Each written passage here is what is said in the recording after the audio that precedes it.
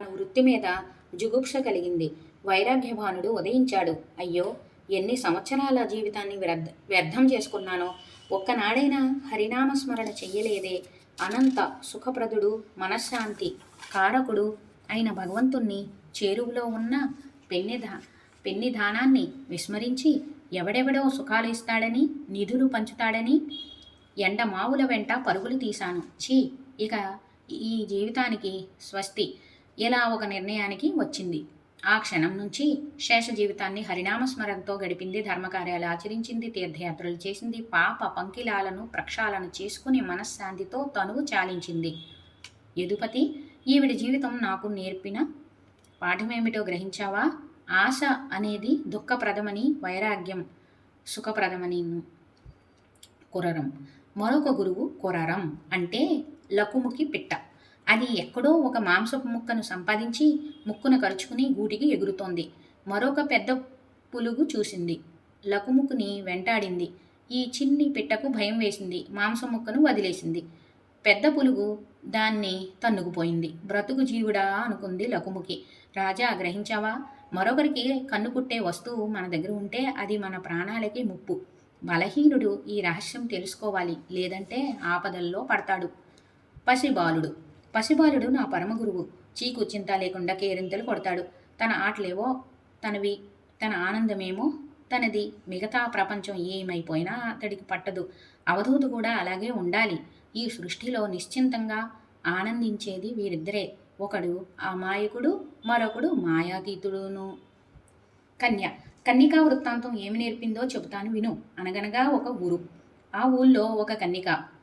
రూప యౌవనవతి, గుణవతి, శీలవతి. పెళ్లి సంబంధాలు వస్తున్నాయి, చూస్తున్నారు, వెడుతున్నారు. ఇంకా ఏది ముడిపడలేదు. ఒక రోజున తల్లిదండ్రులు ఏదో పని మీద గ్రామాంతరం వెళ్ళిన సమయాన పొరుగురు నుంచి మగపెళ్లి వారు వచ్చారు పిల్లని చూసుకుందామని. వరుడు, అతడి తల్లిదండ్రులు, బంధుమిత్రులు ఒక 5-6 మంది వచ్చారు. కన్నికామణి స్వయంగా స్వాగతం పలికి కాళ్ళు కడుక్కోవడానికి నీళ్లు ఇచ్చి, తడి ఒత్తుకోవడానికి తువ్వాలు ఇచ్చి, నడవలో చాపలు పరిచి లోపలికి ఆహ్వానించి కూర్చోబెట్టింది. తాగడానికి మంచినీళ్లు అందించింది. ఇప్పుడే వస్తాను, ఉండండి అంటూ వంటగదిలోకి వెళ్ళింది. ఏదైనా ఫలాహారం చేసి పెడదామని డబ్బాలు వెతికి వరిపిండి తీసి పళ్ళెంలో పోసి 2 చేతులతోనూ తడిపి ముద్ద చేస్తుంది. ఆ కదలికలకి గాజులు గలగల్లాడాయి. ఏదో చేస్తున్నామని అతిథులు గ్రహిస్తారని ఒక్కొక్క చేతికి 2 గాజులే ఉంచి మిగతావి తీసేసింది. అవి కూడా ఒకదానికొకటి తగిలి రొద చేస్తున్నాయి. అప్పుడు ఒక్కొక్క గాజునే ఉంచుకుని గబగబా పిండి కలిపి జంతికలు వండి పెట్టింది. మగపెళ్లి వారు అమ్మాయి పనివంతురాలని గ్రహించి సంబరపడి, మరొక రోజు వచ్చి మీ నాన్నగారితో మాట్లాడతాములే అని చెప్పి బయలుదేరారు. తర్వాత ఏమైందో వదిలివేద్దామా? ఇప్పటికీ ఈ ముక్క చాలు. యదువీరా, ఏమైనా గ్రహించగలిగావా? 10 మంది ఒకచోట చేరితే గాజుల్లాగా గలగలలాడటము, కలహించుకోవడమే తప్ప పరమార్థ విచికిత్స ఉండదు. 2 ఉన్నా వృధా సంభాషణలతో కాలయాపన జరుగుతుందే కానీ ఒరిగేదేమీ ఉండదు. అంచేత నిరాటంకంగా ధ్యానం సాగాలంటే, అంతర్దృష్టి విస్తరించాలంటే సాధకుడు ఒంటరిగానే ఉండాలి. ఇది గాజుల గలగలలు నాకు నేర్పిన పాఠం. శరకారుడు. మీరందరూ ఉపయోగించే బాణాలను తయారు చేసే శరకారుడు నా 21వ గురువు. అతడిని ఎప్పుడు నీవు గమనించి ఉండవు. బాణం తయారు చేయడం చాలా క్లిష్టమైన విద్య. పొడవు, లావు, కొస, కోన, బరువు, బలము వీటన్నింటికి సమతూకాన్ని సాధించాలి. ఏది తేడా వచ్చినా విలుకాడి గురి తప్పుతుంది, వేగం మందగిస్తుంది. అంచేత శరకారుడు బహుజాగరూకుడై చేస్తాడు. అతడు ఒక బాణాన్ని తయారు చేస్తున్నప్పుడు పక్కనే బేరీ భాంకారాలు చేసినా, మహారాజే వచ్చి నిలిచినా అతడికి పట్టదు. అతడి కంటికి ఆ బాణం తప్ప మరేమీ కనిపించదు, చెవికి మరేమీ వినిపించదు. అది పూర్తయ్యే వరకు లేవడు. అంతటి ఏకాగ్రతను యోగి అలవరుచుకోవాలి. రోజుల తరబడి నిష్ఠగా కూర్చోగలగాలి. నిశ్చలంగా మనస్సును భగవంతుడి మీద నిలపడం ఎలాగో శరకారుడి వల్ల తెలుసుకున్నాను. బాహ్య ప్రపంచంతో ప్రమేయం లేకుండా సమాధి స్థితి నిలుపుకోవడం నేర్చుకున్నాను. సర్పం అంటే అందరూ భయపడతారు, కానీ నాకు అది ఒక గురువు. అది ఎక్కడ ఉంటుందో తన ఉనికిని ఎవరికీ తెలియనివ్వదు కదా. ఎప్పుడూ ఒంటరిగానే సంచరిస్తూ ఉంటుంది. తనకో నివాసం ఏర్పరచుకోవాలని తాపత్రయపడదు. చీమలు పెట్టిన పుట్టల్లో తలదాచుకుంటూ కాలక్షేపం చేస్తుంది. యోగ మార్గంలో ప్రయాణించే వాడికి ఈ 3 గుణాలు తప్పనిసరి. భ్రమరం. యదువరా, భ్రమర కీట న్యాయమని నువ్వు వినే ఉంటావు. భ్రమరం ఒక రకం కీటకాన్ని పట్టి తెచ్చి తన గూట్లో పెట్టి ఝుంకారం చేస్తూ దాని చుట్టూ పరిభ్రమిస్తుంది. ఆ కీటకం భయోద్వేగంతో ఆ నాదాన్ని వింటూ ఆ భ్రమరాన్ని చూస్తూ బిక్కు బిక్కుమని కాలం గడుపుతుంది. కొన్ని రోజులు అయ్యేసరికి ఆ కీటకం భ్రమర నాదాన్నే కాదు, భ్రమర రూపాన్ని కూడా పొందుతుంది. మానవుడు ఇంతే. ఏ కారణంగానైతేనేమి తన మనస్సును దేని మీద పూర్తిగా నిలుపుతాడో దాని లక్షణాలను పొందుతాడు. భగవంతుడి మీద నిలిపితే భగవత్ లక్షణాలు అలవడతాయి. ఈ జన్మలో కాకపోయినా దేహాంతంలోనైనా సారూప్యముక్తి పొందుతాడు. ఇది కీటకం నేర్పిన పాఠం. సాలెపురుగు. చివరిది ఊర్ల నాభం. సాలెపురుగు తనలోంచి దారాలను వెలువరించి గూడల్లుతుంది. అందులో కొంచెం సేపు క్రీడిస్తుంది. ఈగల్లాంటి జంతువులను బంధించి ఆడిస్తుంది. మళ్ళీ ఆ దారాలను తానే మింగేస్తుంది, తనలో లీనం చేసుకుంటుంది. సృష్టి స్థితి లయలు ఇలా జరుగుతున్నాయి. సృష్టి చెయ్యాలని సంకల్పించుకున్నప్పుడు బ్రహ్మతత్వం తన నుంచి త్రిగుణాత్మకాలైన మాయా తంతువులను ఆవిష్కరిస్తుంది. త్రిగుణాత్మక జగత్తును సృష్టిస్తుంది. అందులో తాను క్రీడిస్తుంది, జీవుల్ని ఆడిస్తుంది. ఇది స్థితి విలాసం. ప్రళయకాలంలో ఆ పరబ్రహ్మమే తాను సృష్టించిన ఈ ప్రపంచాన్ని తనలోనే లీనం చేసుకుంటుంది. ఈ పరమ రహస్యాన్ని సాలెపురుగును చూసి గ్రహించాను. ఇలా 24 గురువుల నుంచి ఆత్మోపదేశాలు పొందాను. ఇవే కాదు, నా శరీరమే నాకొక పరమ గురువు. ఇది నశ్వరమని మనకు తెలుసు. దీని లోపల జిగుప్సాకరమైన పదార్థాలు ఉన్నాయని తెలుసు. అయినా దీని మీద అందరికీ వల్లమాలిన మమకారం. కళ్ళ ఎదుట ఎందరి శరీరాలు రాలిపోతున్నా తన శరీరం మాత్రం శాశ్వతం అనుకుంటాడు ప్రతివాడు. దీన్ని పోషించడానికి, దీని సంరక్షణకు ఎన్నెన్ని అగచాట్లు పడతాడో, ఎంత లేసి ఘోరాలు చేస్తాడో. పోనీలే అనుకుంటే ఈ శరీరానికి కృతజ్ఞత ఉందా? అనువంతైనా లేదు. చెప్పా పెట్టకుండా ఎప్పుడో హఠాత్తుగా రాలిపోతుంది. దీన్ని ఆశ్రయించుకుని జ్ఞానేంద్రియాలు, కర్మేంద్రియాలు సవతుల్లా పోరాడుతూ జీవులను సుఖభ్రాంతిలో ముంచి కడపటికి నరకంలోకి త్రోసేస్తున్నాయి. విచిత్రం ఏమిటంటే ఇదే మోక్షానికి సాధనమవ్వడం. వివేకంతో, వైరాగ్యంతో ఇంద్రియాలను అదుపు చేసుకుని దీని అశాశ్వతత్వాన్ని గుర్తించి మెలగగలిగిన వాడు ధన్యుడు. నిజానికి మానవ శరీరం ఎన్నో జన్మలకు గానీ దొరకదు. అన్ని పురుషార్థాలకి ఇదే సాధనం. ఇది మృత్యు గుహరంలో ప్రవేశించక ముందే మేల్కొని మోక్ష పురుషార్థ సాధనకు మనం ప్రయత్నం చెయ్యాలి. ఇందరూ గురువులు ప్రత్యక్షంగా పరోక్షంగా చేసిన ప్రబోధాలను గుర్తించి అహంకార మమకారాలకు లొంగకుండా ఆత్మనిష్టలో సంచరిస్తున్నాను యదురాజా. ఏ ఒక్క గురువు పరిపూర్ణ జ్ఞానాన్ని అందించలేడు. పలువురు పలు విధాలుగా ఉపదేశిస్తుంటారు. బ్రహ్మతత్వం ఏకైకమే అయినా ఋషులలో అభిప్రాయ భేదాలు మాత్రం అనేకం. దీన్ని నిరసించక అన్నింటినీ గ్రహించి ఆకలింపు చేసుకోవడం మన కర్తవ్యం. అవధూత చెప్పిన ఈ మహా విషయాలను యదుమహారాజు ఆకలింపు చేసుకున్నాడు. కొత్త వెలుగు ఏదో తనకు కనిపించినట్లు అయ్యింది. సంతృప్తి చెందాడు. అవధూతను సత్కరించి పునః దండ ప్రణామాలు ఆచరించి సెలవు తీసుకుని తన రాజధానికి చేరుకున్నాడు. ఉద్ధవ, మన వంశంలో పూర్వీకుడైన ఈ యదుమహారాజు అవధూత చేసిన జ్ఞానబోధను ఆచరణలో పెట్టి సర్వసంగ విముక్తుడు, సర్వప్రాణి సమచిత్తుడు అయ్యి ధర్మబద్ధంగా పరిపాలన సాగించి అపునర్భవమైన ముక్తిని పొందాడు అంటూ శ్రీకృష్ణుడు తన ప్రసంగం ముగించాడు. శ్రద్ధగా విన్న ఉద్ధవుడు ఆత్మతత్వాన్ని ఆకలింపచేసుకుని సంతృప్తి చెందాడు. నైమిషారణ్యవాసులారా, ఋషీశ్వరులారా, వేదధర్ముడు తన శిష్యుడైన దీపకుడికి చెప్పిన దత్తావధూత మహిమ ఇది అంటూ బ్రహ్మ కలిపురుషుడికి గురు మహిమని చెప్పి కనువిప్పు కలిగించాడు అని చెప్పి సూత మహర్షి కాసేపు విశ్రాంతి తీసుకున్నారు. శ్రీ దత్తపురాణం 2వ భాగం. సూత మహర్షి ఇలా చెప్తున్నారు. సౌనకాది మునులారా, బ్రహ్మ కలిపురుషుడికి చెప్తున్న దీపక వేదధర్ముల సంభాషణ ఇలా జరిగింది. అంతా కూలంకషంగా చెప్తాను, ఆలకించండి. వేదధర్ముడు చెప్పిన యదు అవధూత సంభాషణని విన్న దీపకుడు శ్రద్ధగా విని పులకరించిపోయి ఆనందంతో, గురుత్తమ, నీ పాద పద్మాలను సేవించుకునే భాగ్యం నాకు దొరికింది. నేను ధన్యుణ్ణి. నన్ను కన్న తల్లిదండ్రులు ధన్యులు.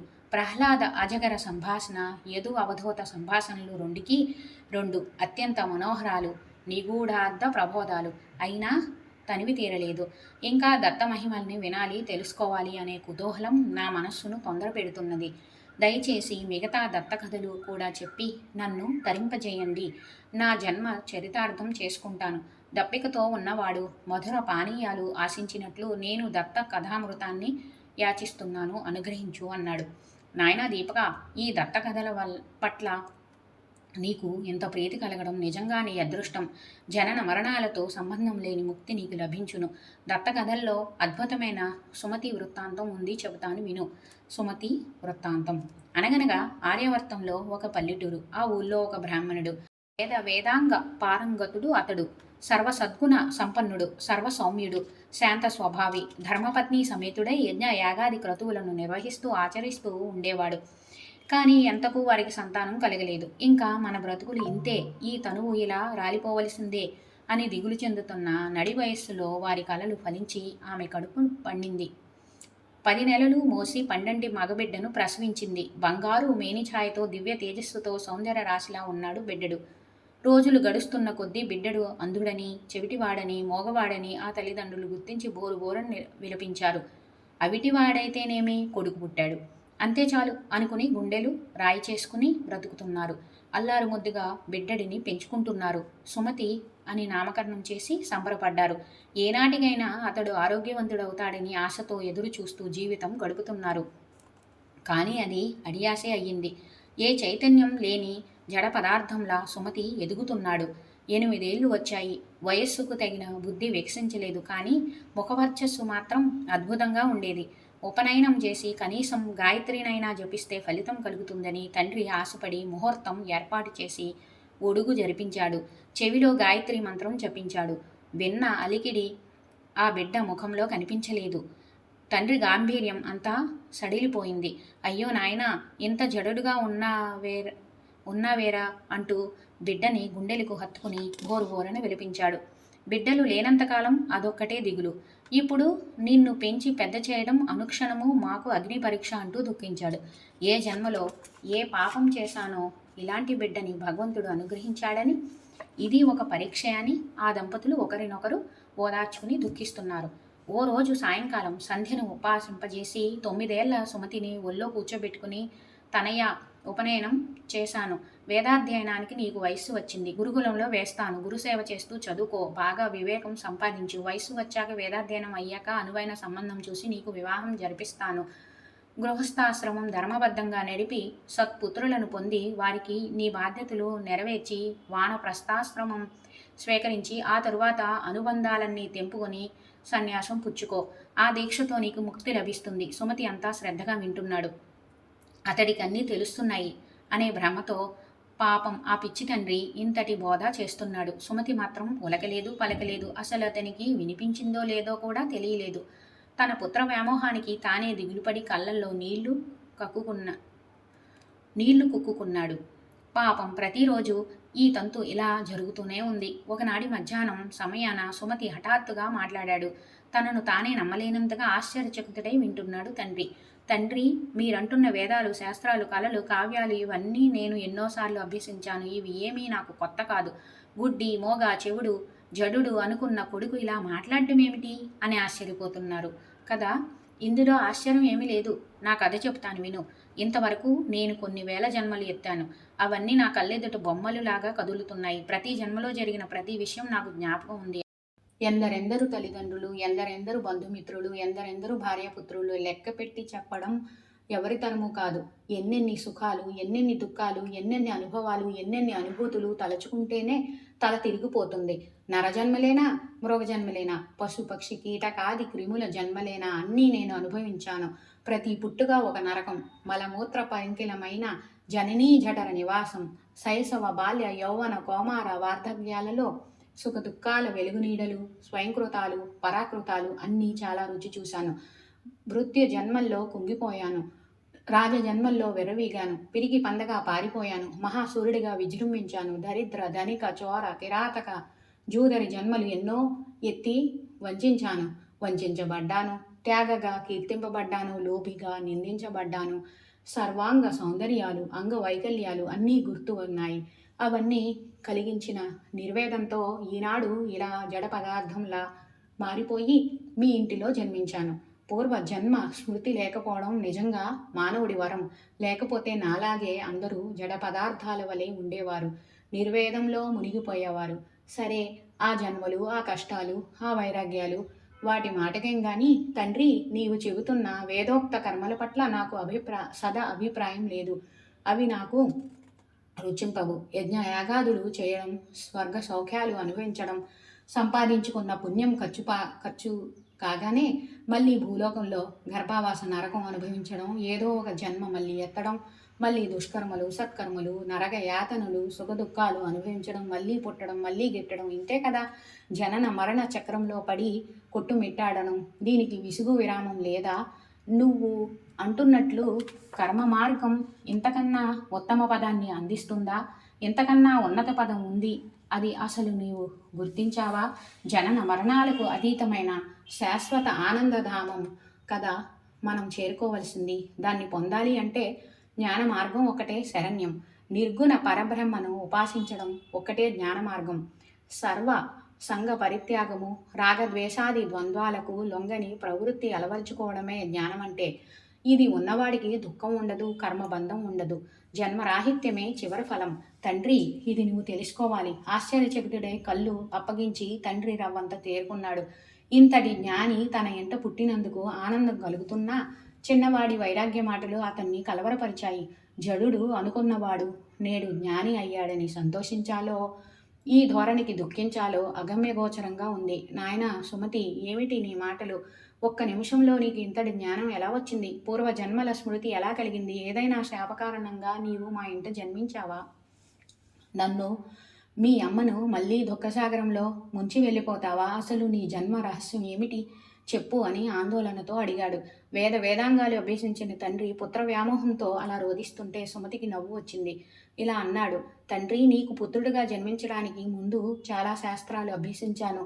ఆ ఇంటికి వచ్చిపోయే సాధు సజ్జనులతో సాంగత్యం కలిగింది. వేదాంగ చర్చలు అనేకం చేశాను. ముక్తి మార్గాలు తెలుసుకున్నాను. జ్ఞానం ఉదయించింది. అంతరంగం నిండా వెలుగు నింపుకుంది. ఏకాంత వాసంలో చాలా కాలం గడిపాను. నా నియమనిష్టలు పరిపక్వ దశకు వచ్చే సమయంలో, బ్రహ్మ సాక్షాత్కారం లభించే సమయంలో ప్రమాదవశాత్తు మరణించాను. యోగశక్తి కారణంగా అప్పటి నుండి నాకు పూర్వజన్మ జ్ఞానం కలిగింది. నేను చేసిన జ్ఞాన దానాల ఫలితంగా 10,000 పూర్వజన్మల్లోని అన్ని విషయాలు నా ముందు నిలిచాయి. నిర్వేదంతో సంగాతీత, ద్వంద్వాతీత స్థితి కలిగింది. దాన్నే ఈ జన్మతోనూ కొనసాగించదలిచాను. ఇప్పుడు ఆ జ్ఞాన మార్గాన్ని విడిచి నువ్వు చెప్తున్న కర్మ మార్గం అవలంబించలేను. ఏ మార్గంలో ఎవరు ప్రయాణం చేసినా అందరూ చేరుకునేది గమ్యమే. అదే అందరి లక్ష్యము. నా మార్గంలో నేను గమ్యం చేరుకుంటాను. అందువలననే ఈ జడస్థితి. కాలం వృధా చేసుకోకూడదు కదా. ఈ శరీరానికి ఏ క్షణంలో ఏం జరుగుతుందో ఎవరికెరుక. కనుక ముక్తి లభించే వరకు అనుక్షణము ఆత్మానుభవ పరుణ్ణై తదేక దీక్షలో గడపడం నా దృఢ సంకల్పం. నీ ఇంట పుట్టాను కనుక పితృరుణం తీర్చుకోవడం నా ధర్మం. జ్ఞానదానం చేసి రుణ విముక్తి పొందుతాను. తండ్రి, నీకేమైనా సందేహాలుంటే అడుగు అన్నాడు. కిందటి క్షణం వరకు జడుడిగా ఉండి ఇప్పుడు ఇంతటి జ్ఞానగా ప్రసంగిస్తున్న కొడుకు ఆ తండ్రి కంటికి మహాయోగీశ్వరుడిలా కనిపించాడు. హిమాలయ శిఖరంలా గోచరించాడు. సుమతికి తాను పెట్టిన పేరు సార్థకమయ్యిందని సంబరపడ్డాడు. కుమారా, నాయనా, ఇంతకీ ఇప్పుడు నా కర్తవ్యం ఏమిటి చెప్పు. నేను ఈ జన్మ పరంపరల్లో ఇలా మునిగి తేలవలసిందేనా? దీనికి విముక్తి ఏమిటి? దయచేసి తెలియచెప్పు. కన్న కొడుకుతో మాట్లాడుతున్నానన్న చనువు, మహాజ్ఞానితో మాట్లాడుతున్నానన్న బెరుకు తండ్రి స్వరంలో కనిపించాయి. సుమతి ముసిముసి నవ్వులు నవ్వుకుంటూ తండ్రితో ఇలా అన్నాడు. తండ్రి, నా మాటల మీద నీకు నిజంగా గురి కుదిరింది కదా. అయితే చెబుతాను విను. ఈ సంసారము నిస్సారమని ముందు నువ్వు గ్రహించు. ఆ తర్వాత ఆలస్యం చేయకుండా గృహస్థాశ్రమం వదిలి వానప్రస్థం స్వీకరించి అమ్మతో సహా అడవులకు వెళ్ళి భగవద్ధ్యానం చేసుకుంటూ నిస్సంగత్వం అలవర్చుకో. ఆ పైన సన్యాసం స్వీకరించు. క్షేత్రజ్ఞ విలువలను గుర్తించు. ద్వంద్వ ప్రవృత్తిని జయించు. ఏకాంతవాసంతో, యోగాభ్యాసంతో అంతరేంద్రియాలను నిగ్రహించు. భిక్షాటనతో దేహాన్ని నిలుపుకుంటూ నిరంతరం జాగరూకుడివై యోగ మార్గాన పయనిస్తే ఆత్మ బ్రహ్మజ్ఞాన సంధానం చెందుతుంది. భావరోగాలన్నింటికీ అదే దివ్య ఔషధం. జనన మరణాల చక్రం నుండి బయటపడే సాధనం ఇదే, మరొకటి లేదు. యోగ మార్గాన ప్రయాణం చేయడమే శరణ్యం. ఈ క్షణములోనే నీవు దృఢంగా సంకల్పించుకో. నాయనా, కళ్ళు తెరిపించావు. ఈ సంసారం నుండి బయటపడాలి అనుకోవడమే తప్ప బయటపడే మార్గం తెలియక, ధైర్యం చాలక కొట్టుకుంటున్నాను. దారి చూపించావు, ధైర్యం కలిగించావు. జన్మ పరంపరల సుడిగుండం నుంచి తప్పించే యోగ విద్య నాకు ఉపదేశించు. భవదావాగ్నిలో మాడిపోతున్న నా అంతరంగానికి బ్రహ్మ జ్ఞానమనే జడివానతో ఉపశమనం కలిగించు. అవిద్య కృష్ణ సర్పం కాటివేసి మోర్చపోయిన నన్ను నీ మంత్రోపదేశంతో బయటపడేయి. ఇల్లు వాకిలి, ఇల్లాలు, బిడ్డలు, ధన ధాన్యాలు, ఇలా 1000 పాశాలు ముడివేసుకుని గిలగిలా కొట్టుకుంటున్నాను. యోగ విద్య అనే ఖడ్గంతో నా బంధనాలు ఛేదించి స్వేచ్ఛ ప్రసాదించు. తండ్రి, యోగాభ్యాసానికి కావలసిన పరిణితి నీకు లభించింది. తప్పకుండా ఉపదేశిస్తాను. వెనుక దత్త యోగేంద్రుడు అలర్కుడికి చెప్పిన యోగ విద్య నీకు చెప్తాను, శ్రద్ధగా విను. నాయనా కుమార, నువ్వు బోధించే యోగ విద్యలో ఈ అంశాలు వస్తాయో రావో, మళ్ళీ చివరిలో ఈ సందేహాలు గుర్తుంటాయో ఉండవో, అందుకని ముందే అడుగుతున్నాను. దత్త యోగేంద్రుడు ఎవరు? అలర్కుడు అంటున్నావు, ఆయన ఎవరు? వీళ్ళ జన్మ వృత్తాంతాలు ముందుగా చెప్పి ఆ పైన యోగ విద్య చెబుదువు గాని. తండ్రి, అడగవలసిందే అడిగావు. వీరిద్దరి గురించి చెప్పకుండా యోగ విద్య ఎలా చెప్పగలను? ముందుగా దత్త యోగేంద్రుని ఆవిర్భావానికి హేతువైన పావన గాథ చెబుతాను, విను. సుమతి కౌశికుల వృత్తాంతం. ప్రతిష్టానపురంలో కౌశికుడు అనే బ్రాహ్మణుడు ఉండేవాడు. అతని భార్య పేరు సుమతి. పేరుకు తగిన గుణవతి, మహాపతివ్రత. కొంతకాలంగా వాళ్ళిద్దరి యొక్క సంసారం అన్యోన్యంగా సాగింది. ఉన్నట్టుండి కౌశికుడికి ఏ పూర్వజన్మ పాపమో కుష్టి రోగం సోకింది. రోజులు గడుస్తున్న కొద్దీ రోగం ముదిరి తనువంతా చీము నెత్తురు కారుతుంటే సుమతి మనస్సులో కూడా ఏవగించుకోకుండా అతని శరీరాన్ని నీటితో కడిగి మెత్తని గుడ్డలతో వత్తి వైద్యులిచ్చిన తైలాలను మృదువుగా రాస్తూ ఉండేది. ఔషధాలను సమయానికి అందిస్తుండేది. మలమూత్రాలను ఎత్తిపోయడం, కంపు కొట్టే గుడ్డలు ఉతికి ఆరవేయడం, దగ్గరగా కూర్చుని వింజామరతో విసరడం, కాళ్ళు పట్టడం, మంచిగా చెప్పి ఇంత తినిపించడం, ఒకటేమిటి సకలోపచారాలు విసుగు విరామం లేకుండా చేసేది. రోగం తగ్గుముఖం పడుతుందని, తొందరలోనే నయమవుతుందని ధైర్యం నూరిపోసేది. అయితే రోగబాధతో ఉన్న కౌశికుడు మాత్రం ఆమెపై అనుక్షణం మండిపడుతూ ఉండేవాడు. అయినా దానికి కాని దానికి తిట్టేవాడు. చిన్న చిన్న విషయాలకే చిరాకు పరాకు ప్రదర్శించేవాడు. చేతికి ఏది అందితే అది తీసుకుని కొట్టేవాడు. నవ్వుతూ కనిపించిన వీధిలోకి వెళ్ళి రావడం, క్షణం ఆలస్యమైన కుళ్ళు మాటలతో ఏడిపించేవాడు. అలాగని నవ్వకుండా ఉంటే, ఏమీ నా సేవ చేయాలని ఏడుస్తున్నావా? ఎప్పుడు చస్తాడని ఎదురు చూస్తున్నావా? అంటూ చంపుకు తినేవాడు. పాపం సుమతికి నవ్వాలో ఏడవాలో తెలియదు. ఇది రోగి లక్షణం కాబోలు అనుకుని అలాగే సహనంతో, ప్రేమతో, భక్తితో సంవత్సరాల తరబడి సేవలు చేస్తూనే ఉంది. ఒకరోజు ఉదయాన కౌశికుడికి శరీరమంతా శుభ్రం చేసి విభూది రేఖలు దిద్ది శుభ్ర వస్త్రాలు కట్టి ఇంటి ముంగిట పంచలో మంచం వేసి మెత్తని పడకలు ఏర్పరిచి సుఖంగా కూర్చోబెట్టి తాను వంట పనుల్లో తలదూచింది సుమతి. కౌశికుడు కులాసాగా వీధిన వచ్చిపోయే వాళ్ళని పలకరిస్తూ పుండ్ల మీద వాలుతున్న ఈగల్ని తోలుకుంటూ సరదాగా ఉన్నాడు. అంతలోకి ఒక మెరుపు తీగలాంటి అమ్మాయి నడుచుకుంటూ ఆ వీధిలోకి వచ్చింది. 16 ఏళ్ల పడుచుపిల్ల. ఆ పిల్ల చూపు మన్మథబాణంగా ఉంది. ప్రతిష్టానపురంలో పెద్ద పెద్ద ధనవంతుల కుమారులను సైతం లోకు కట్టి వెంట తిప్పుకుంటున్న సానిదాని కూతురు ఆ పిల్ల. కౌశికుడు కంటపడింది. కళ్ళు జిగేలుమన్నాయి. గుండెల్లోకి దిగింది మన్మథబాణం. అసలే రోగంతో తిమ్మెరలు ఎక్కిన దేహం జోజవలాడింది. ఆ కుర్రపిల్ల సోయగాలు విసురుతూ కౌశికుడు వైపుకు కొంటెచూపు విసిరి తురుమని వెళ్ళిపోయింది. పాపం ఆ పిచ్చి బాపడు వెలవెల్లాడిపోయాడు. ఆ హోయలు, వయ్యారం, రూపు చూపు తలుచుకుంటూ మురిసిపోయాడు. తన వైపు ఎందుకు చూచింది అని ఆలోచించి కామంతో ఉడికిపోయాడు. కౌశికుడు తన్ని తాను చూసుకున్నాడు. అందంగా కనిపించాడు. ఏమైనా సరే సాని పాపను కలవాల్సిందే, లేదంటే మరణించవలసిందే. ఇందుకు శరీరం సహకరిస్తుందా? ఈ రోగంతో ఉన్న రూపాన్ని ఆమె అంగీకరిస్తుందా? ఇంతకీ వేశ్య ఇంటికి తనను తీసుకువెళ్ళేది ఎవరు? ఇలా ప్రశ్నలు పుట్టుకొచ్చాయి. అతని మనస్సులో ఆకలి దెప్పగలు మరిచిపోయాడు. ఇంతలో సూర్యుడు నడినెత్తికి చేరుకున్నాడు.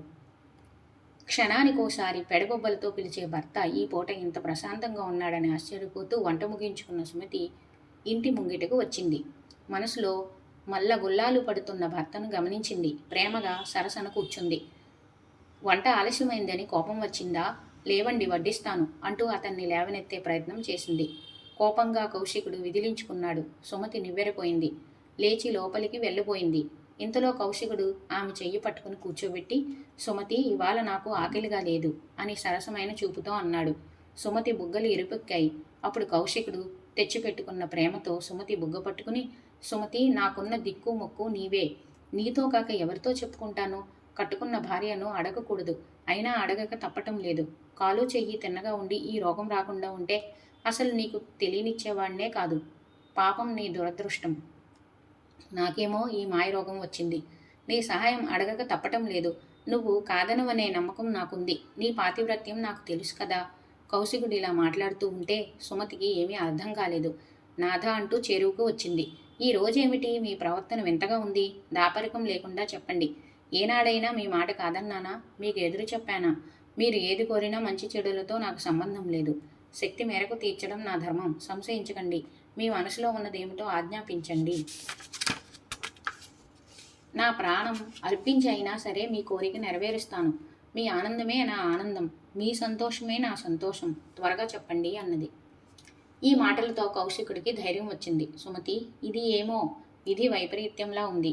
దైవ లీలలన్నీ చిత్ర విచిత్రంగా ఉంటాయి. ఆరోగ్యం అన్ని విధాలా బాగున్న రోజుల్లో, నిండు యవ్వనంలో ఏ రోజు కలిగినది ఈ రోజు కలిగింది నాకు ఆ కోరిక. ఎంత వింత సుమతి!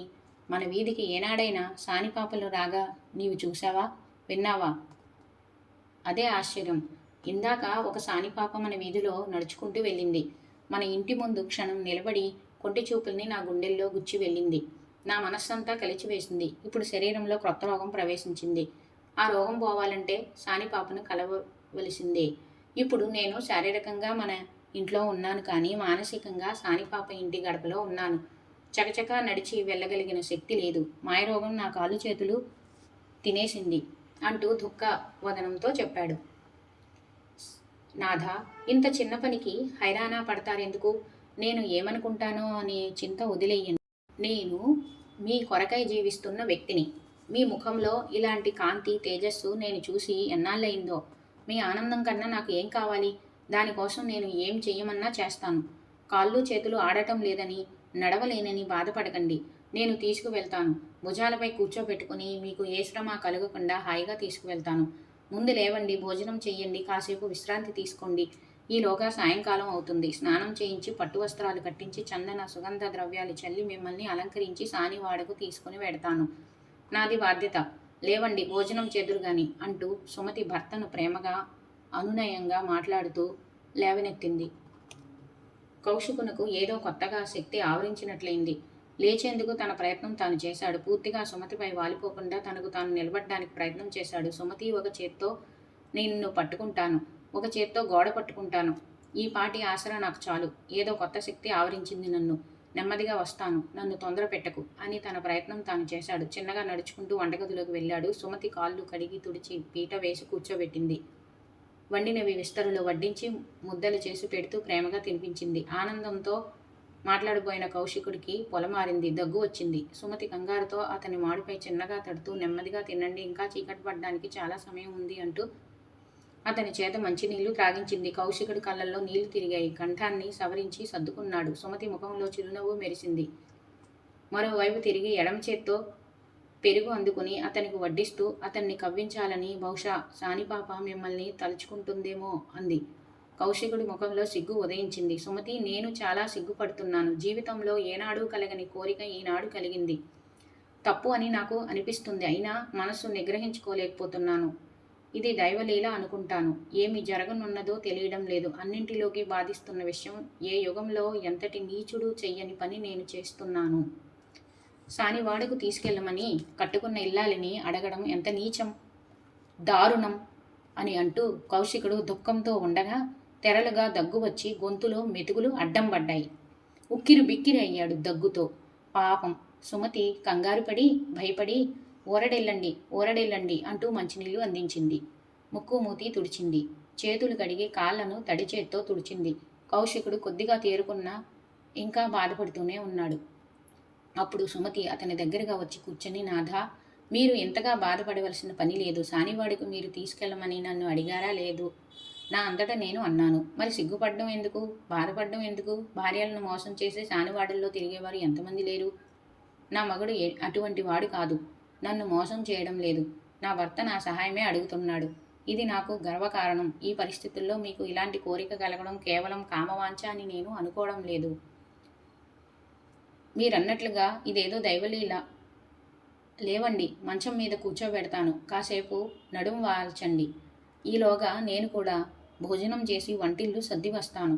ఆ తర్వాత మిమ్మల్ని ముస్తాబు చేస్తాను అన్నది. సుమతి మాటలతో కౌశికుడు కాస్తంత తేరుకున్నాడు. మరలా సానిపాపనే తలుచుకుంటూ సూర్యాస్తమయం కొరకు ఎదురు చూస్తూ నడుం వాల్చాడు.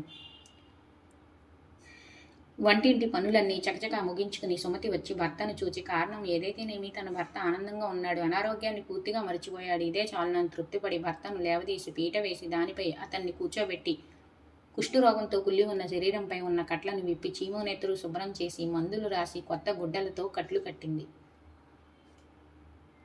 రోగ కారణంగా సగానికి పైగా తినేసిన చేతివేళ్లు కాలివేళ్లు కనబడకుండా జాగ్రత్తలు తీసుకుంది.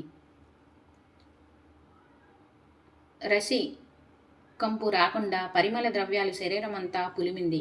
నొసట విభూతి కుంకుమ అద్దింది. పట్టుపంచ కట్టించింది. పట్టు శాలువ 2 భుజాల నిండుగా కప్పి అటు ఇటు అందంగా వేలాడేటట్లుగా సర్దింది. మల్లెలు దండలు మెడలో చేతిమణి కట్టులకు అలంకరించింది. గుండెల మీద భుజాల మీద మంచి గంధం రాసింది. కౌశికుడు పెళ్లికొడుకులా తయారయ్యాడు. నీళ్లు నిండిన కళ్ళతో సుమతి కళ్ళల్లోకి చూచి, సుమతి, ఉదయం కనిపించింది. సానిపాప సూర్యుడు అస్తమిస్తున్నా నన్ను వదలడం లేదు. హృదయంలో హత్తుకుని పోయింది. ఆ సానిపాప చూసిన చూపు ఆమెను పొందలేకపోతే నేను బ్రతకలేను అన్నాడు. సుమతి హఠాత్తుగా ఏదో జ్ఞాపకం వచ్చినట్లు ఇంట్లోకి వెళ్ళి అద్దం తెచ్చి భర్తకు చూపించింది. మందగించిన చూపుతో కౌశికుడు అద్దంలో తన బింబాన్ని చూసి మురిసిపోయాడు. వేశ్యలకు బంగారం ప్రాణం అంటారు కనుక తన మెడలో ఉన్న కాసుల హారాన్ని తీసి భర్త మెడలో వేసింది. నాదా, సూర్యాస్తం అవుతుంది. ఇంకా బయలుదేరదాం. వేసేవాటిగా మన ఇంటికి చాలా దూరం. మధ్యలో శ్మశానం దాటాలి. బయలుదేరదాం అని కొంగు బిగించి కొంత ధనాన్ని మూటగట్టుకుని మంచానికి చేరువలో నేల మీద కూర్చుంది. కౌశికుడు మంచం మీద నుండి ముందుకు జరిగి ఆమె మెడకు అటు ఇటు కాళ్ళు వేసి సర్దుకుని కూర్చున్నాడు. పోతగా ఆమె శిరస్సును పట్టుకున్నాడు. నేలకు చేతులు ఆనించి సుమతి అతి ప్రయత్నం మీద లేచింది. భర్త కాళ్ళను చేతులతో అదిమి పట్టుకుని బరువుగా అడుగులు వేస్తూ బయలుదేరింది. దారిలో కనిపించిన వారినందరినీ కౌశికుడు సరదాగా పలకరిస్తున్నాడు. వింతగా ఇకిలిస్తూ ఉన్నాడు. చూసిన వాళ్ళంతా ఇతనికి పిచ్చి పట్టిందేమో అనుకున్నారు. తెలిసిన వాళ్ళు ఏమోయి కౌశిక ఎందాక అంటే మాత్రం సమాధానం చెప్పకుండా దాటివేస్తున్నాడు. సుమతి మాత్రం ఇక్కడికే వ్యాయాలికి అని అంటోంది. ఇంతలో చీకట్లు కమ్ముకున్నాయి. ఊరు దాటి శ్మశానంలోకి అడుగుపెట్టారు. కౌశికుల్లో ఉత్సాహం రెట్టింపయ్యి గుర్రం మీద స్వారీ చేస్తున్నట్లు కాళ్ళు అటు ఇటు ఆడిస్తూ వెకిలిగా వింతగా ప్రవర్తిస్తున్నాడు. అడ్డంగా వచ్చిన చెట్లు కొమ్మలను రెమ్మలను లతలను కాళ్ళతో చేతులతో ఆడిస్తూ ఉన్నాడు. తలకు తగిలే చెట్లు కొమ్మల నుండి తప్పించుకుంటూ ఉన్నాడు. గర్వంగా నవ్వుకుంటున్నాడు. పై బరువుల కదలికలతో సుమతి కాళ్ళు తడబడుతున్నాయి. అప్పుడప్పుడు తూలి పడి ఊపోతుంది. చెట్లు కొమ్మలు గీసుకుంటున్న కాళ్ళ కింద ముళ్ళు రాళ్ళు ఉన్న లెక్క చేయకుండా నడుస్తూ ఉంది. ఎటు చూసినా కారు చీకటి. ఏనాడు చూసి ఎరగని ప్రాంతం. దారి ఎటో తెలియని స్థితి. అడుగుదామంటే ఎవరూ కనిపించడం లేదు. అయినా నడుస్తుంది. ఇంతలో చంపేశావురా నీచుడా అంటూ మూలుగు లాంటి కేక వినిపించింది. భారంగా ఆ మాట వినిపించింది. సుమతి నివ్వెరపోయింది. ఎవరిది అంటూ ఆ మూలుగు వినిపించిన వైపుకు చూసింది. చెరువులోనే మానవ శరీరం కొరత వేయబడి కొన ఊపిరితో కొట్టుమిట్టాడుతున్న వ్యక్తి కనపడ్డాడు. చీకటిలో ఎవరో పోల్చుకోలేకపోయింది. సుమతి, ఎవరు స్వామి తమరు అంది భయంగా. నన్నే గుర్తుపట్టలేకపోయావా? నేను మాండవ్య మహర్షిని. ఈ దేశం ఏలే మహారాజు గర్వాంధుడై నాకు చౌర్యం అంటగట్టి కొరత వేయించాడు. పరమాత్మని ధ్యానం చేసుకుంటూ ప్రాణాలు పోకడకు ఎదురు చూస్తున్నాను. నీ భుజాల మీద స్వారీ చేస్తున్న ఈ దుష్టుడు నా తలపై తన్నాడు. ప్రాణం జిల్లార్చుకుపోయింది. మహర్షి అనే మర్యాద లేదు, మనిషి అనే గౌరవం లేదు, చావుకు సిద్ధంగా ఉన్నాననే దయ లేదు. దీనికి వీడు శిక్ష అనుభవించాల్సిందే. వీడు సూర్యోదయం అయ్యేలోగా మరణించవలసిందే. ఇది నా శాపం అన్నాడు. పాపం సుమతి నిలువునా వణికిపోయింది. మహర్షి మహర్షి అంటూ 2 చేతులు జోడించి కన్నీరు మున్నీరుగా విలపిస్తూ పాదాలపై పడి ప్రాధేయపడలేని స్థితిలో ఉన్నాను. నా భుజాలపై ఉన్నది ఎవరో కాదు, నా భర్త కౌశికులు వారు. మేము మీకు తెలియని వాళ్ళం కాదు. వీరి ఆరోగ్యం బాగున్న రోజుల్లో తమరికి నేను చాలా మార్లు అతిథి మర్యాదలు చేసుకున్నాను. ఇటీవలే ఈ రోగంతో ఈయన ఇలా ఉన్నారు. కుష్ఠరోగంతో పరితపిస్తున్నారు. పాపం ఏమి చేస్తున్నారో వారికి తెలియడం లేదు. కాళ్ళు చేతులు తిమ్మిరిలెక్కి పాపం స్పర్శ జ్ఞానాన్ని కోల్పోయారు. వీరి చిన్ని కోరిక తీర్చడానికి నేను భుజాల మీద మోసుకెళ్తున్నాను. పాపం పొరపాటున వీరి కాలు మీ శిరస్సుకు తగిలింది. కళ్ళు కనిపించిన చీకటి ఇది. తెలిసి చేసిన పొరపాటు కాదు, కావాలని చేసిన అవమానం కాదు. మిమ్మల్ని అర్చించి ఆశీస్సులు పొందవలసిన వాళ్ళం. తెలిసి అవమానిస్తామా? అవమానిస్తే మాకు ఒరిగేదేమిటి? మహర్షులు అనుగ్రహిస్తే మహారోగాలు సైతం ఉపశమింప చేసుకోవచ్చు. ఈ ఆశతో అర్చిస్తాము, కానీ అవమానిస్తామా? తెలియక జరిగిన ఈ తప్పు కాయండి. నా అవస్థ చూస్తున్నారు కదా. మూలిగే నక్క మీద పిడుగు పడ్డట్టుగా అయ్యింది నా పరిస్థితి. వైధవ్యం భరించలేను. దయచేసి శాపం ఉపసంహరించండి. ఆరోగ్యం కుదుటపడేటట్లు ఆశీర్వదించండి. జన్మ జన్మలకు మీకు రుణపడి ఉంటాను అన్నది. మాండవీడు బాధతో మూలిగాడు. అతని నోటి నుండి, చెవుల నుండి, ముక్కు నుండి రక్తం దారులుగా కారుతూ, అతని భుజాల నుండి కారుతూ నేల మీద మడుగులు కట్టింది. మహర్షి, మీ పరిస్థితి దయనీయంగా ఉంది. చివరి దశలో ఉన్న మీకు ఏ ఉపకారం చేయలేకపోతున్నాం. ఇది గృహస్థాశ్రమానికే విరుద్ధం. ఇందుకు సిగ్గుపడుతున్నాను. నా భర్తను ఈ నేల మీద దించలేను. దించి మళ్ళీ భుజాల మీద ఎత్తుకోలేను. అశక్తురాల్ని. నన్ను క్షమించండి. మహారాజు గర్వాంధుడు. వాళ్ళకి చెవులే కాని కళ్ళు ఉండవు. సరే, కారణం ఏదైతేనేమి, మీరు ఈ భవసాగరం నుంచి మరికొద్ది సేపట్లో విముక్తులు కాబోతున్నారు. యోగ విద్యా పారంగతులు. మీరు అంతరగ్నిని ప్రజ్వలింప చేసుకుని బ్రహ్మగ్రంథితో ముక్తి మార్గాన పయనించగలరు. ఉపాధి తాలూకు నశ్వరత్వం మీకు తెలియంది కాదు. ఈ సమయంలో నా భర్తను శపించి, అతి రోగంతో ఉన్న బ్రాహ్మణుని శపించి నా నొస్సట వైదవ్యాన్ని లిఖించడం భావ్యం కాదు. కొరతతో మీ ప్రాణాలు తడబడుతున్నాయి. బరువుతో నా పరిస్థితి అలాగే ఉంది. దయచేసి శాపాన్ని తొలగించండి. తెలిసి చేసినా తెలియక చేసినా తప్పులకి దండన ఉండాలంటే ఇంకో శాపం ఏదైనా ఇవ్వండి. నేను వైధవ్యం భరించలేను. స్వామి దయచూపండి. శిరస్సు వంచి చేతులు జోడించి నమస్కరిస్తున్నాను. ఇదే సాష్టాంగ నమస్కారం అనుకోండి అన్నది. అప్పుడు ఆ మహర్షి ఆమెతో, సాధ్వి, నీ పతి సేవా పరాయణత్వమునకు సంతోషపడుతున్నాను. అయినా ఇచ్చిన శాపం తొలగించలేని అసక్తుణ్ణి. ఇది కూడా దైవలీల. అందుకే నా నోటి నుండి శాపం అలా వచ్చింది. వెంటనే శిరస్సు ప్రక్కలైపోవుగాక అని నేను అనలేను కదా. సూర్యోదయం వరకు వ్యవధి ఉంది కదా. ప్రయత్నించు. నీ భర్తను కాపాడుకోగలుగుతావు. నీ పాతివ్రత్యమే నీకు శ్రీరామ రక్ష. వెళ్ళిరా, శుభమగుగాక అన్నాడు. అప్పుడు ఆ సుమతి, చాలు మహర్షి, చాలు. ఇంతటి ఆశీస్సులు ఇచ్చారు. ఇంక నాకు భయం లేదు. కానీ ఉపచారాలు చేయవలసిన సమయంలో మిమ్మల్ని ఈ శ్మశానంలో ఒంటరిగా వదిలి వెళ్తున్నాము. మన్నించండి. మీకు ఉత్తమ గతులు కలగాలని ఇష్టదైవాన్ని ప్రార్థిస్తున్నాను. సెలవు అంటూ బయలుదేరింది. సుమతి భారంగా ఊపిరి పీల్చింది. చుట్టూ అంతా దుర్గంధం. భర్త పాదాలను 2 చేతులతో స్పృశించింది. కళ్ళకు అద్దుకుంది. మరలా నడక సాగించింది. ఇంత జరిగినా కౌశికుడు ఏమీ పట్టనట్టుగా ఉన్నాడు. పెద్ద పెట్టున విరగబడి నవ్వుతూ ఉన్నాడు. ఆ కదలికలకు సుమతి కాళ్ళు తడబడుతున్నాయి. కంగారు పడింది. 2 పాదాలు పట్టుకుని స్వామి, నాథ అని పిలిచింది. అప్పుడు కౌశికుడు, నడు నడు, తొందరగా, సానిపాప ఇంటికి చేరేసరికి తెల్లవారేలాగా ఉంది అన్నాడు కౌశికుడు. తెల్లవారితే తన భర్త తనకు లేడు. ఏమిటి చేయడం? ఏముంది, ఒకటే దారి, సూర్యోదయాన్ని అడ్డుకోవడం. అడ్డుకుంటే సకల సృష్టి అల్లకల్లోలమవుతుంది. ఏమైతే ఏమి, నా భర్త నాకు ముఖ్యం. సుమతి త్వరగా ఒక నిశ్చయానికి వచ్చింది. ఈ రేయి తెల్లవారుకుండుగాక. సూర్యదేవ, నీకు ఇంకా ఉదయ అస్తమయాలు లేవు అని బిగ్గరగా అంది. కౌశికుడు అదిరిపడ్డాడు. సుమతి, ఏమిటి ఈ శాపం? ప్రత్యక్ష దైవం సూర్యనారాయణునా నీవు శపించడం?